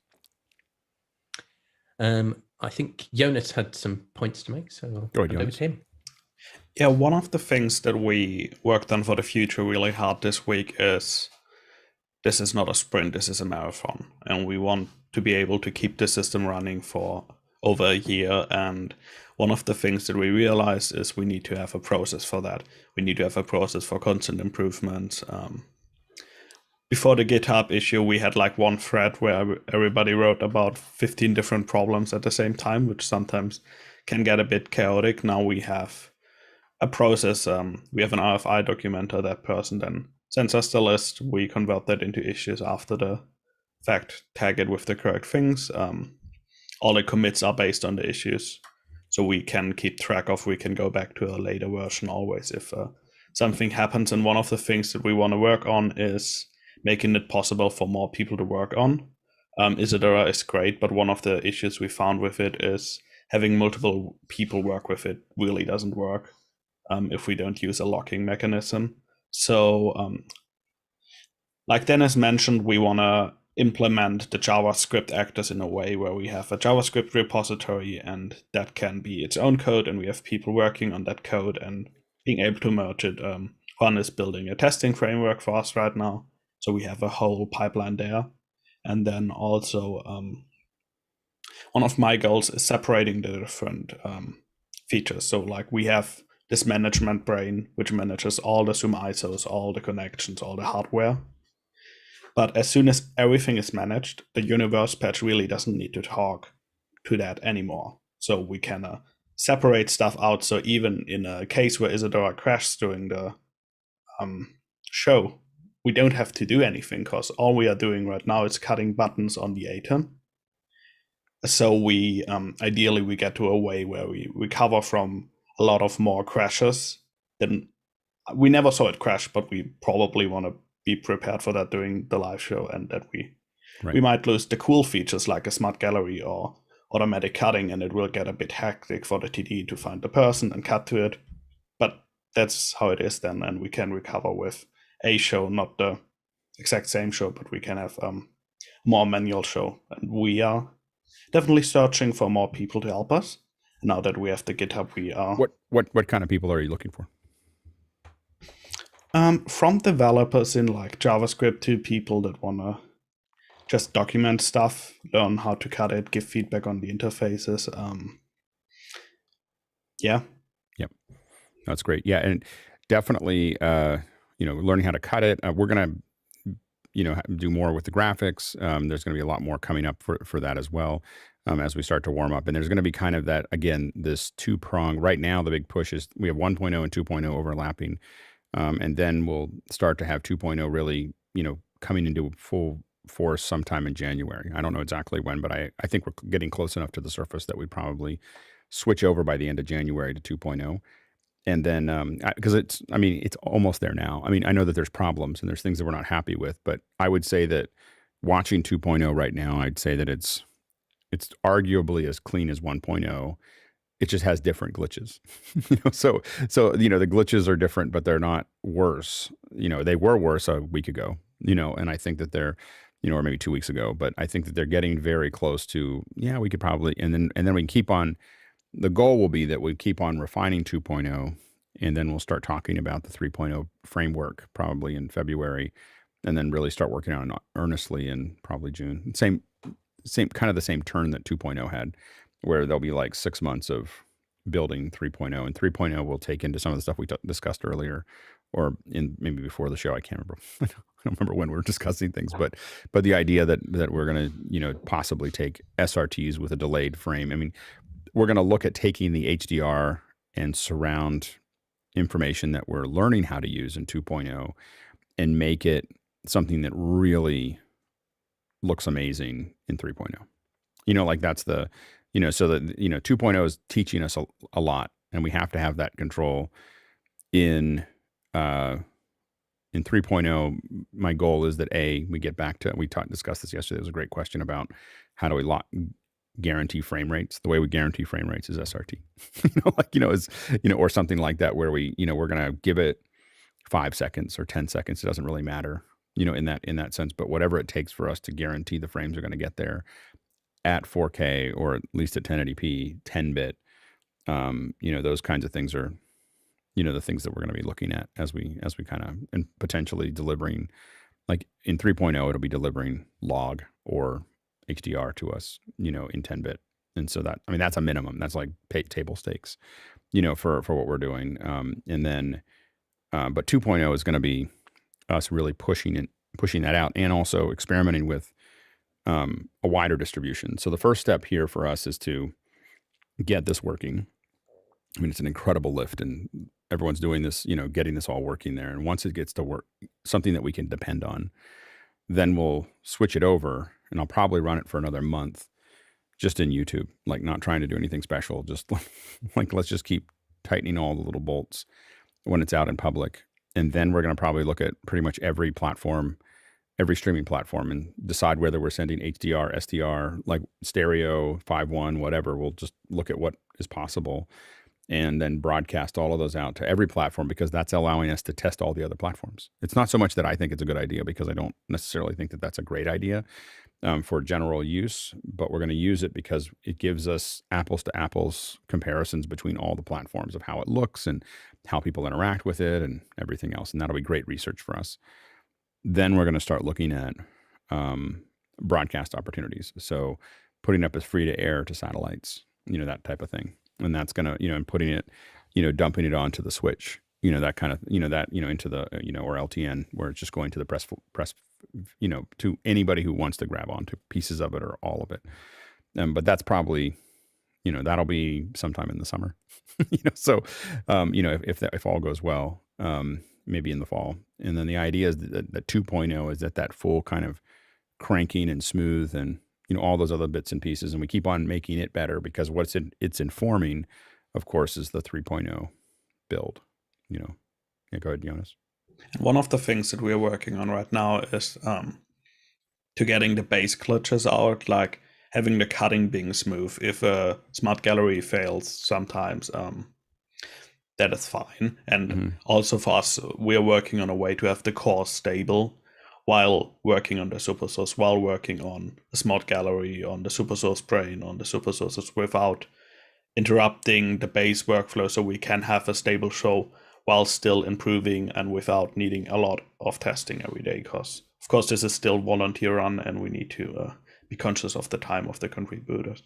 Yeah, and I right now I'm leaning towards that 2.0 will stay as we may change this somewhere in the middle if we feel cocky, but right now I would say that we're going to probably stay in a 709 that gets pushed to HDR for now, just because, because the problem is just figuring out now that there may be a point where we switch that over if I can get another switcher in line or I get another system in line, because what I want to do is be able to generate a 709 stream. The complexity gets into when I want to play back things for you that are in HDR and 5.1. I'd really like them to start that way, to come through the pipeline and be able to have us get all bumped up to HDR. Now, what that may mean is us feeding our main system. Anyway, I got a bunch of ideas about what that has to do to make that work. There's some problems with the Constellation right now that we're waiting for Blackmagic to update. The Constellation doesn't give us a lot of control over color space, so it's making a lot of automatic decisions about color space, which is causing havoc on the back end. Not for us, other projects that I'm working on. so we've got a bunch of tickets in of like, hey, I need to be able to hard define what I'm doing here, not have you define it. Because like, for instance, with the Constellation, if you give it any 709 source, it'll immediately go to 709. Like I'm in 709. If you give it a 4K source, it'll assume that and it's all PQ inputs, it'll go PQ. If you give it one one 1080p source, it'll immediately shift it to 709 again. so and it's not, there's no drop downs for it, and so we're just kind of like, we need control.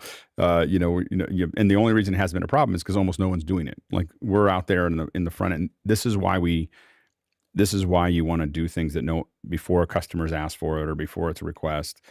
It's not just that you have to figure out how to do it for a client. It's that you have to get the whole pipeline to work. And that means giving hardware and software manufacturers feedback and pushing the envelope and pointing out, like, we found out that we don't think that color pass-through in Media Live is actually passing an HLG flag to YouTube. So now we've talked to the people that need to know that to try to get that to work, just so that we know that it's working. Because right now, if someone asked us to do that, we couldn't do it. And then we also figured out that HDR10, we're not sure whether Media Live or whether is not sending the HDR10 tags, or whether YouTube is not reading the HDR10 tags. And so these are all things. And then we found out, these are just updates from my side of things of what we're working on in this, but we updated the, what was the other thing that we figured out? Anyway, those are some of the pieces of like things. Oh, there was an issue, and we think it's on Apple's side with the YouTube player, that every 30 to 45 minutes, it will go into this weird tone mapping. So like, you're watching an HDR, and suddenly it looks really flat, and you have to literally quit YouTube and start it up again to get back to HDR. It's not something in the feed, it's something in the player. So those are the kind of things that we're, and again, we're able to report all of these things out to folks to get them to fix those things, so that when we arrive with something that needs to actually work, it works. But that takes months. You're working with big companies, and who are committed to making it work. And we're getting a lot of interest from a lot of our partners because of what we're doing. But that's why we're doing it. It helps all of our shows down, 6 months from now or a year from now. All of our shows are benefiting from the fact that we're pounding on something every day and making requests, of all the people. And we're seeing that specifically in what's happening here, because there's tons of updates that are happening with Mix Effect Pro, with Isadora, with Universe. There's bugs that we're running into because no one's ever done this before. And there's just tons and tons of bugs. And we've got these incredible developers that are actually helping us and making the adjustments and tweaking it and fixing things and everything else. So, again, we're playing a very big game, because when we play that big game, we're sorting out all those issues. And then hopefully, a year from now, or when it's really needed by many people here, you're just turning the switch on. Oh, that's just, that works. And what Jonas was talking about, making it modular, eventually getting to a point where you can just say, well, I want this, and I want this, and I want this. And then these things feed into each other, and you don't have to have a full Isadora file. You just have things. And of course, all the stuff that we're doing is also now informing a team that we're very close to at Zoom, that is letting them watch what we're doing. Because the goal is for us we're in a unique position where most people who figure something out that's complicated don't want to show anybody how it works. Like that, like this is the kind of stuff that you usually consider as your IP for your company, and what we're doing is making it something available to all of us and to anyone who wants to come in, and even to, having Zoom look at it. The goal is to have lots of people have great shows, not for us to be the only ones that know how to do it. And because lots of people building great shows, preferably shows that eventually look like broadcast or are better than broadcast, higher resolution, better color, better audio, all those things. If we start moving down that path, it creates a new, opportunity for a lot of people that are building conversations online. So let's go ahead and jump in. We've got a couple. Now we have some questions. We absolutely do. Yeah. First one comes from Roscoe Jones here, and he says, other than redesigned AI screens, what artistic or aesthetic shots or transitions would you still like to explore in 2.0? Is there anything the panelists can do to assist in that process? Go, Jonas.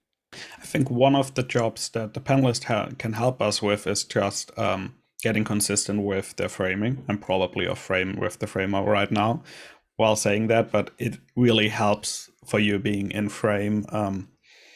It makes you look the best, and we can take it up from there even further. When I saw the countdown that Alex created, I thought it would be really cool if at 0 suddenly the middle that is black opens up and goes to the host that is there, or we have a behind the scenes blurred shot behind that. I would love a stinger between hour 1 and 2, so something where we drop to a cool second hour logo for a second and go out. I'm sure Alex has some ideas how to make that go around your head. Yeah, exactly. Yeah, and I think that's some of the things we're working on. And the more automation we implement, I think that gives us the ability to be more artistic with our choices. Yeah. So having the ability to, we want to do a really pretty super source where we have those 3 people and the screen share here. We can work on that while OfficeHours 2.0 cuts the automatic source. Mm-hmm. We just say, okay, you take it for 5 minutes. We work on something awesome for 30 seconds and everybody will love it. What we normally wouldn't be able to do. Yeah, I go, Dennis. I second what Jonas says. Definitely make sure that you're in the frame. Also, have a look at what you look like in the 2.0 stream. So, a number of people may be just too dark, and you get away with it in 709, but when it all gets stretched out to HDR, then you end up looking really dark. Making sure that you're in the frame in the right place and you're at the right size as well. We had a comment while we were cutting earlier on that Tony's smile was bigger than his head should be. If you look at the framer and work out where you need to be. It's not just too large in frame, it's also too small in frame. So really your head doesn't have to be precise, but has to be pretty close to that Fenwick frame it needs to kind of fill that frame up there so that we can, and again, we'll play with it and but it really makes a difference to get really close to that framing. And again, we all have different frames to some degree, but roughly in that you'll see, there's the Fenwick frame, the infamous Fenwick frame.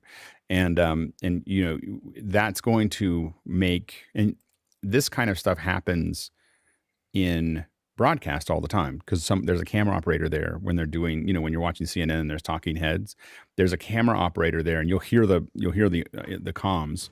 Hey, I need you to bump up little, and they're basically looking at a multi-view and they're lining everybody's heads up so that it looks like it. We're just trying to do this at home without a camera operator doing this for us from CNN. And so that's why this may seem like a lot of work, but it happens in broadcast every day, every show, playing with the zooms and the framing. It's just that we have to do it ourselves. So it's really, really important. And, our request for the panelists is to keep playing with us. So to, take that we're posting these every day or almost every day that we do these is definitely look at if you have a newer iPhone, technically after the iPhone 8, but definitely after iPhone 10 and above, you should be able to see the HDR on the phone, and you'll get a sense of what's actually happening. Just make sure to turn your brightness all the way up so that you really get a view of it, and you'll start to see what those look like. Obviously, if you have a newer iPad or computer or an HDR monitor, you can push it up there. But be careful of your HDR TV. If it's not calibrated, it may give you all kinds of crazy colors. So the more you can preview it, we are going to try to do some stuff in after hours where we go through each person and look at it with scopes. I just have to set it all up, look at it through scopes and talk about what people look like so that we can do a really in-depth one. It's probably not something we'll try to do on the show because you can't see it. But we'll work on that as we kind of move forward. Other things from a graphics perspective, obviously the countdown clock was part of it, and I did a test and failed, and I'll send another test to JJ right after the show, and we'll probably test it in after hours. But one of the things that's interesting about the countdown clock is one of the things I was challenged by was making sure that none of the pixels stay at the same brightness or stay really bright, because of that can burn in on OLED screens. And so it's not just making a countdown clock; it's making a countdown clock that's, conscious to what it's going to, what it's going out to. So that's what I'm playing with as far as that goes. And I think we're going to get pretty creative about that. I made some requests to some of our partners to see if we can get some software for a handful of people. And one of the things we're playing with is like trying to create our goal will be to create a new countdown clock every week that's really cool. And maybe it's only the last 10 seconds. Like maybe the first countdown clock is the same and then it whether you see like there's a lot of times the last 10 seconds can be really cool. Like we get crazy about what those last 10 seconds look like to play with. And so those are the kind of things. Also, I think we're not really taking advantage of sweepers yet. And I think sweepers would be a lot of fun. I think that sweepers are fun. And also as they relate to 5.1, we can kind of have them, you can hear them coming from behind you or something if you're in that space, which would be kind of cool.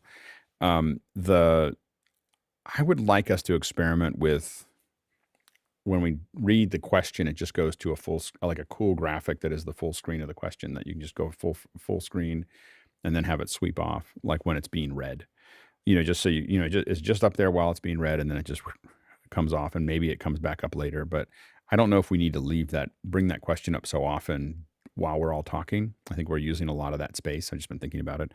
I think that just showing it once, big and pretty, and then throwing it out of the frame might make more sense. Go ahead, Chris. I think it's important.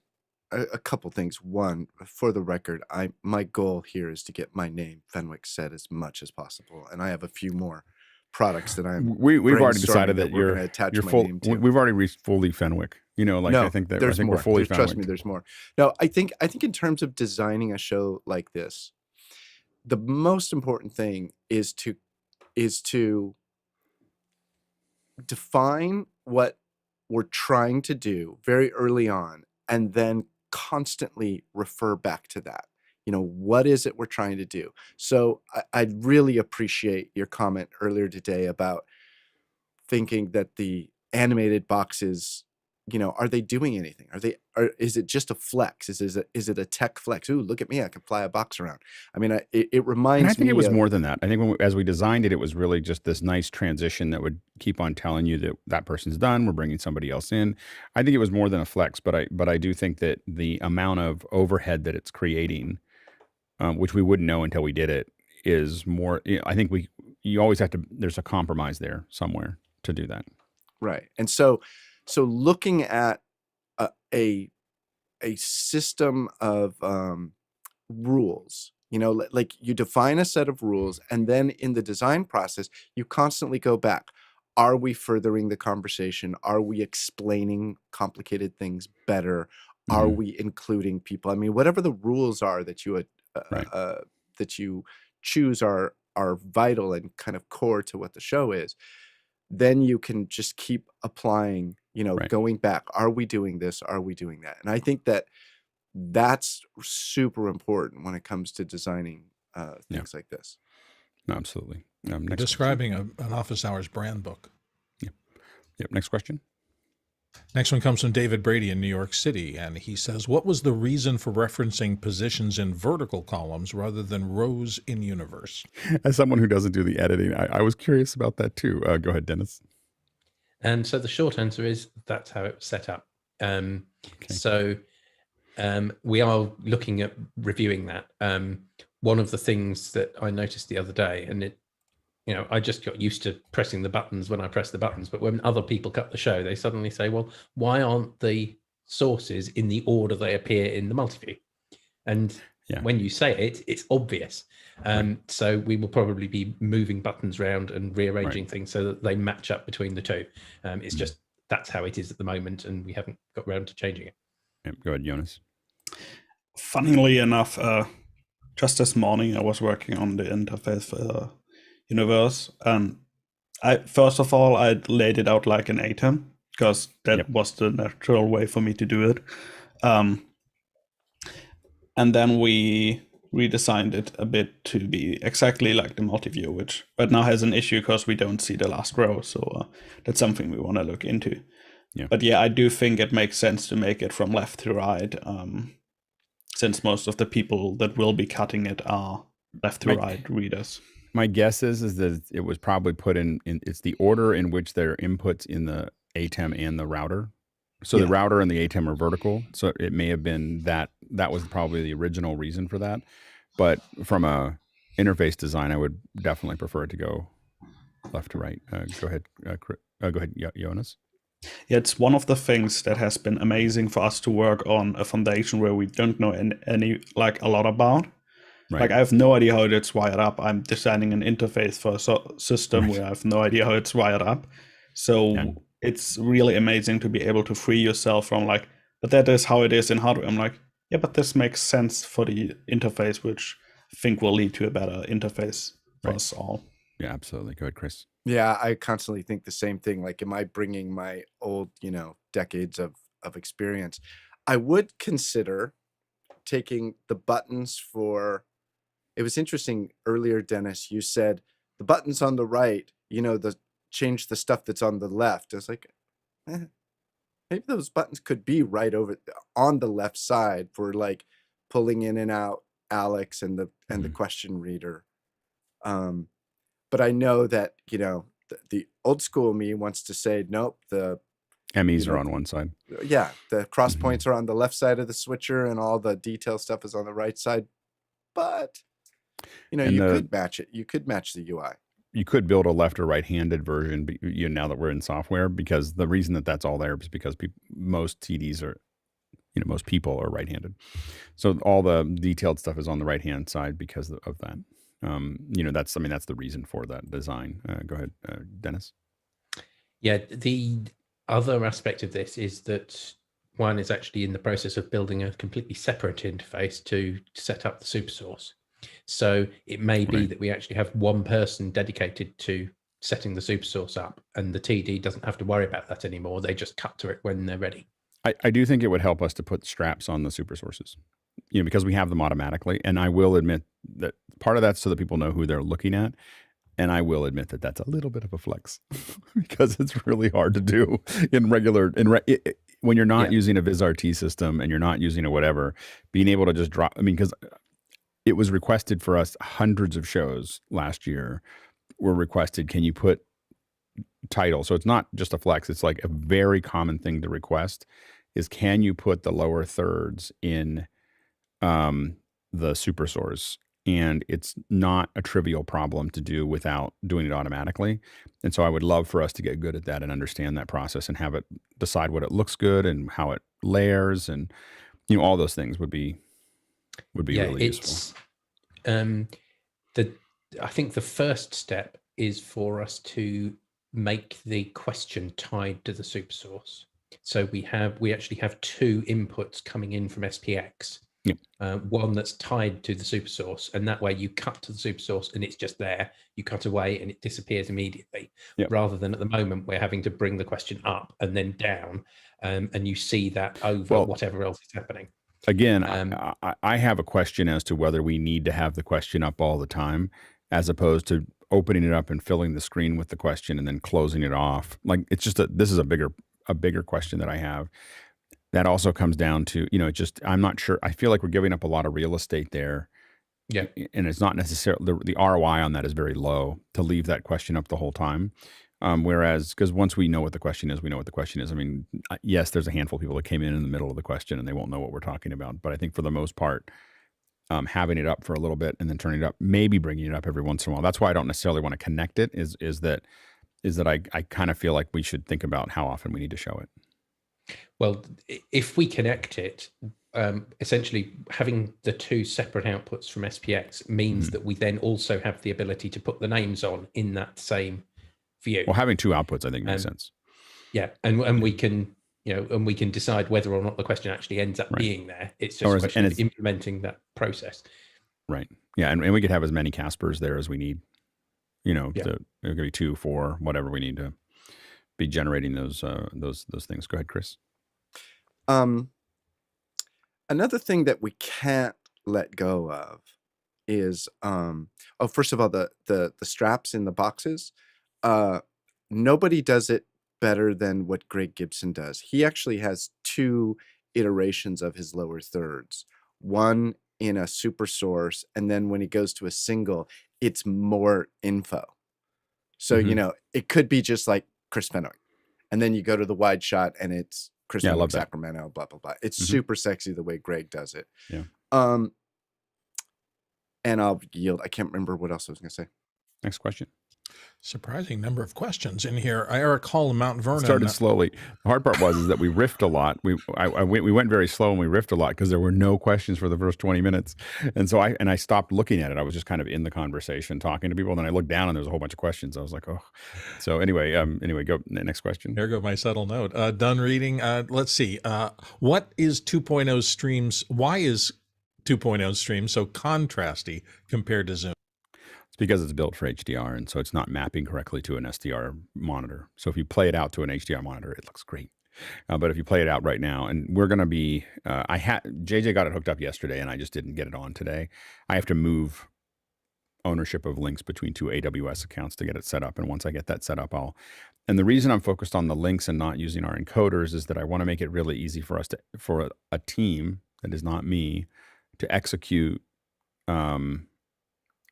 this without, that from the web. So that the big advantage of these little links is that they just sit there and they're completely configured and run from the web. So we don't have to, you're not trying to get to a piece of hardware or software somewhere in our system. It's just running. And they're very high quality and, yada, yada, yada. So anyway, but that's right now the test is only HDR. So if you're looking at anything other than that, it's going to look all messed up. Next question. Stefan Fischer's up next from Wolfsburg, Germany, and he says, where is Zoom involved in Office Hours 2.0, and will viewers still join a webinar?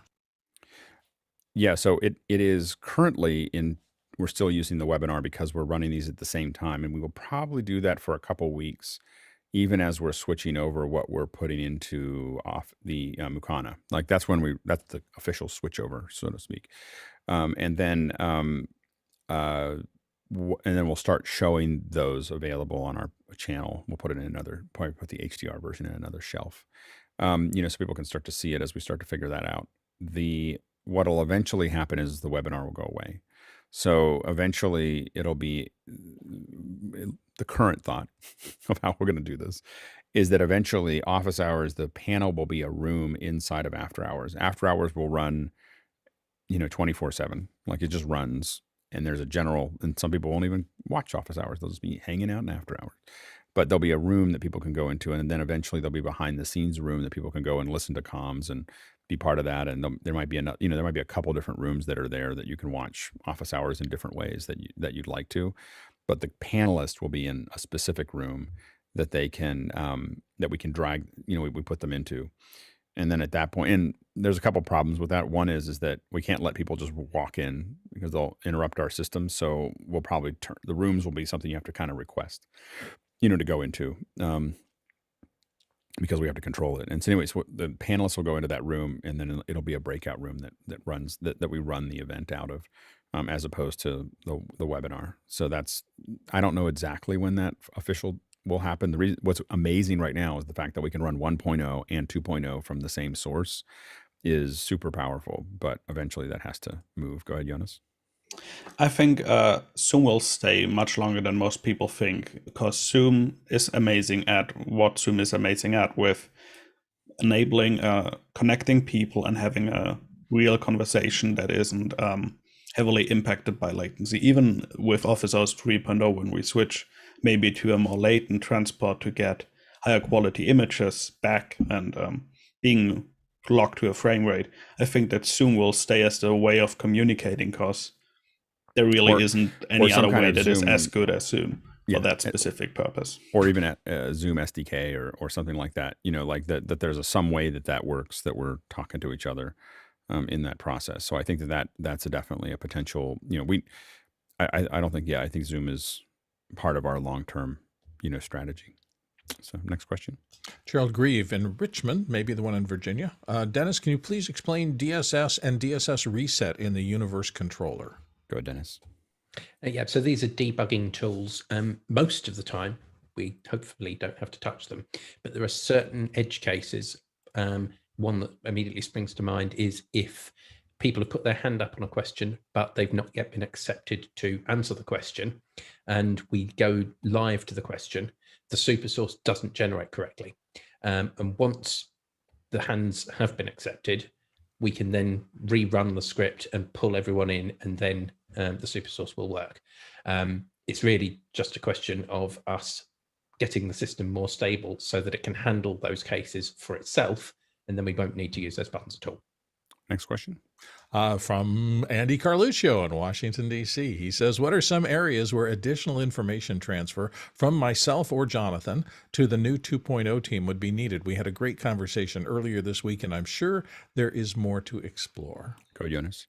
I think having a couple of those sessions more would be helpful for us just to understand the intention behind some stuff. It's often easy to get lost in the Isadora file, and you're like, okay, so this does this, and technically what it does, but sometimes it's hard to see what the intent is. And being with you in that room while you look at it is really helpful for us. And a lot of the documentations of hardware and software is also still missing, so that's something we're working on with JJ to document and get into the GitHub. And my request is that we think about, we're going to start probably, now that after hours is getting bigger, probably going to start looking at some of these meetings going probably next week, going into breakout rooms so that they're not, part of the main session, the birding and the Isadora and the other things that we're scheduling. But I would love to have as many of these meetings as possible in after hours in a breakout session where everyone knows to be quiet if you're not working on it, you're just listening. But I think that as many people that can be fly on the wall of that conversation just spreads out the knowledge, and just keeps spreading it out and having more people thinking about it so that, Jeff Keithley was asking earlier, how do we have more people ready to help? And part of that is, how we learned things as kids was that we just hung out with people that were doing the thing that we just listened to them a lot. We didn't do anything for a long time. And so we want to do as many, my request is as many times as we're thinking about these things is that we start, I want to schedule the breakout times. We got a little loose about using breakout rooms all the time. And then what that was doing is sapping knowledge, sapping things out of the general discussion. So what I want to do is schedule those times, but I do want to use the breakout room. So if people are interested in what we're talking about, that they can go into that breakout room. And I think we're now ready to kind of reinstitute those in a different way so that we can use those breakout rooms. And then again, the team that does that, when you go into those rooms, you are not, we'll figure out how to identify it. The core team talking is the core team talking. This isn't a place for people to do Q&A. It slows them down. It's just we're going to let people be fly on the wall and listen to them, have a discussion and learn from that. We can do, people can ask later after the meeting's done. They can ask people, what did that mean? And why did that happen? And everything else. But during the meeting, I want to have the opportunity for people to watch it, but not have them interrupt the train of thought, because otherwise they won't get anything done. And then it doesn't make any sense to do the meeting. Go ahead, Jonas. And that was one of the things that we also worked on this week, and that this whole push to more documentation and more organization leads to is having a structure and framework where people can just listen in and understand something and get more information that they need. But one of the things that for me was important, that we don't accept all people just doing stuff, because I don't want to waste anybody's time. And right now, if you work on the Isadora script without the logs and stuff that we're implementing right now, we would just waste your time. And I really don't want to do that, because we need everybody's time to help us get it done as soon as we can effectively use that time. Absolutely. Next question. George Kennedy Jr., Washington, D.C. Alex, can you explain tone mapping? I just saw the new HDMI 2.1 adds support for source-based tone mapping to devices. Yeah. So what tone mapping is it says we have a wider HDR has a much wider gamut that it can cover. And what happens though is, so right now you can see right now that, that we're not getting we're not remapping anything, and so our current 2.0 in SDR looks very muddy, and that's because it's not doing anything to that curve. Tone mapping is going to realign that. It's going to re-expose it like a LUT. That is going to re-expose it so that it looks proper in an SDR monitor, or in a lower gamut monitor that isn't able to cover that range. So the thing is that, so that's what tone mapping is. What the HDR 2.1a format allows for is, right now that tone mapping occurs in the TV. So when you send you send the signal out, and the problem is that, so right now when I stream to an Apple TV using HLS, I create an HDR ladder that's all those things. I also create an SDR ladder.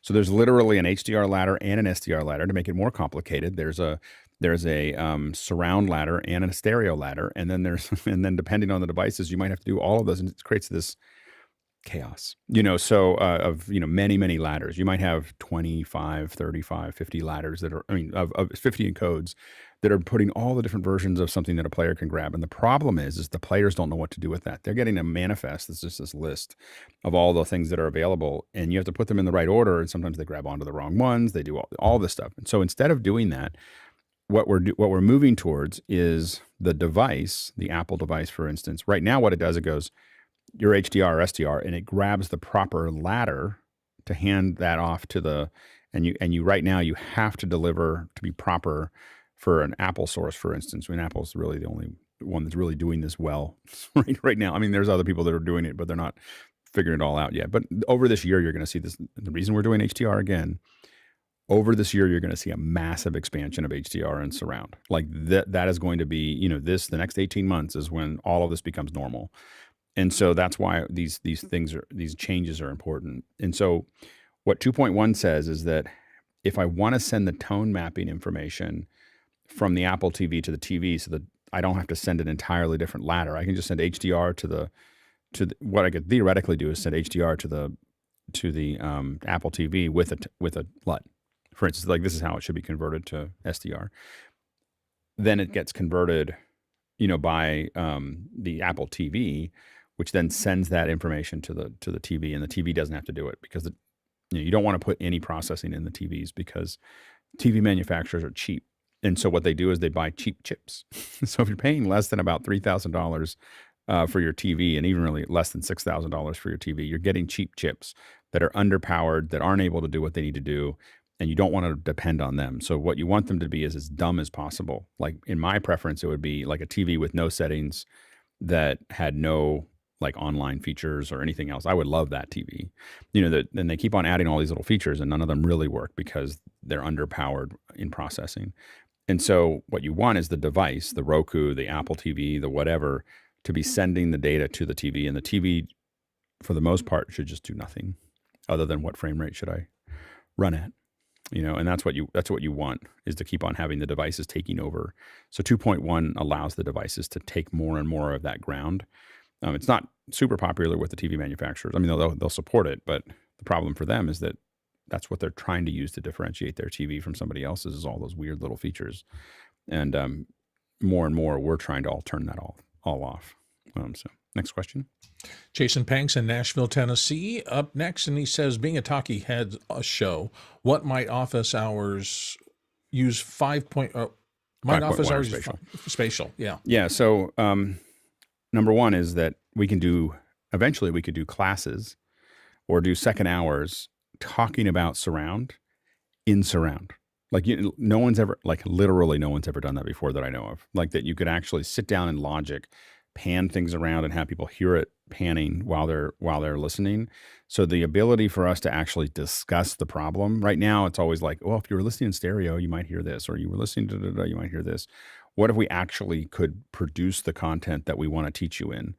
Same thing with HDR. By providing HDR, it doesn't make sense for Zoom as much. But if I start doing an HDR class where we talk about HDR, it would be great if locally in our hardware, we were able to pipe an HDR scene in, and now I can show you HDR versus SDR. I got to tell you how many times I built the HDR versus SDR, and what you do is it's all SDR, right? That's what the average viewer is looking at. So I make the SDR look darker, because that's what has you understand that, rather than actually showing it to you on an HDR feed. So our ability to talk about these subjects is suddenly expanded. The other thing is that as we watch, many people here have seen, as you start watching HDR all the time, when we watch all the panelists and everything else, we start our mind starts to understand what's working and not working, and what works and doesn't work, and so on and so forth. And that's going to allow us to get better at it. And then finally, with the 5.1, we're going to experiment. What does a sweeper sound like? What is could we pan slightly all the characters? Remember, we know where everybody is. So if we build a super source, we know where all the people who are talking are in that super source. We could pan them so that the screen matches the audio. So the not a lot, just like a little hedge here and there.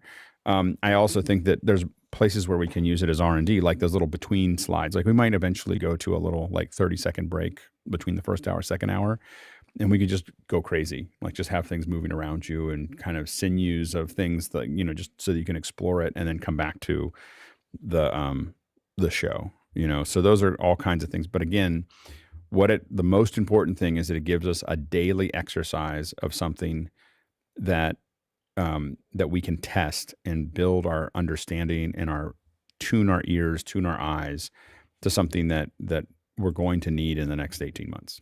Next question. Tony Mobley, Noonan, Georgia. Alex, can you explain 2.0 to a non-office hours person? Why are we doing the 2.0 vision recap? The main thing is that we're preparing to open up office hours to a much wider audience. And so a lot of people, Zoom just looks a certain way and we have a certain quality. What we've refined to an immense quality is the conversation. We have great experts. They come in, they sound good, they look good, all those things. And what we want to do is bring the overall video quality up.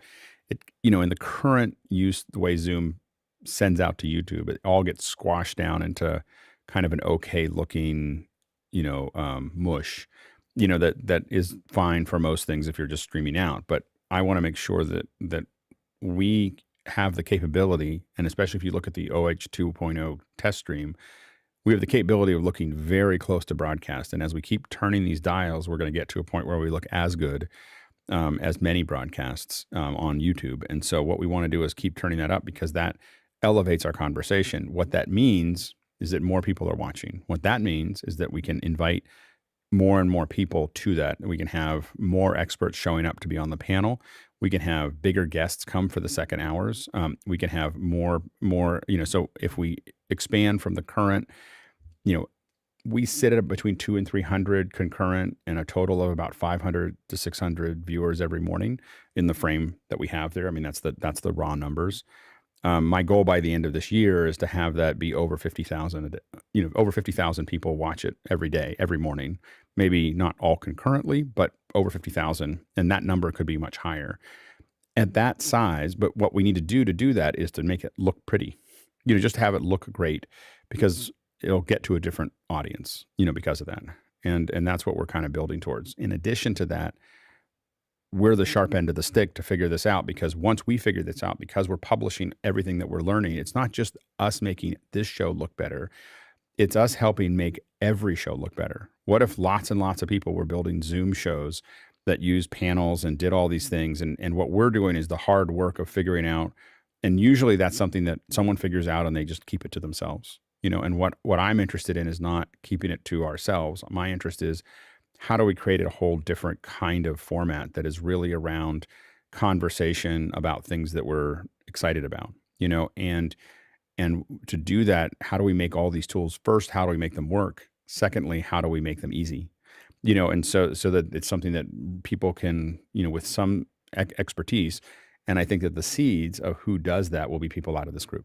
It won't be like a new person seeing what we're doing and going, I'm going to go do that. It's going to be Dennis or Jonas or Rupert or Bill or Guy or you, Tony, or JJ, taking what they're learning here and turning it into a new show about cars or about, whatever that is, birds or whatever that is, whatever they want, but taking what we've learned here, tweaking it to the way that they think that it'll be the best, and then making it a great thing. And I think that creates a different kind of future, where it, and I think that is what that's what 2.0 is up to, is to kind of push down that path of empowering everybody to have these conversations.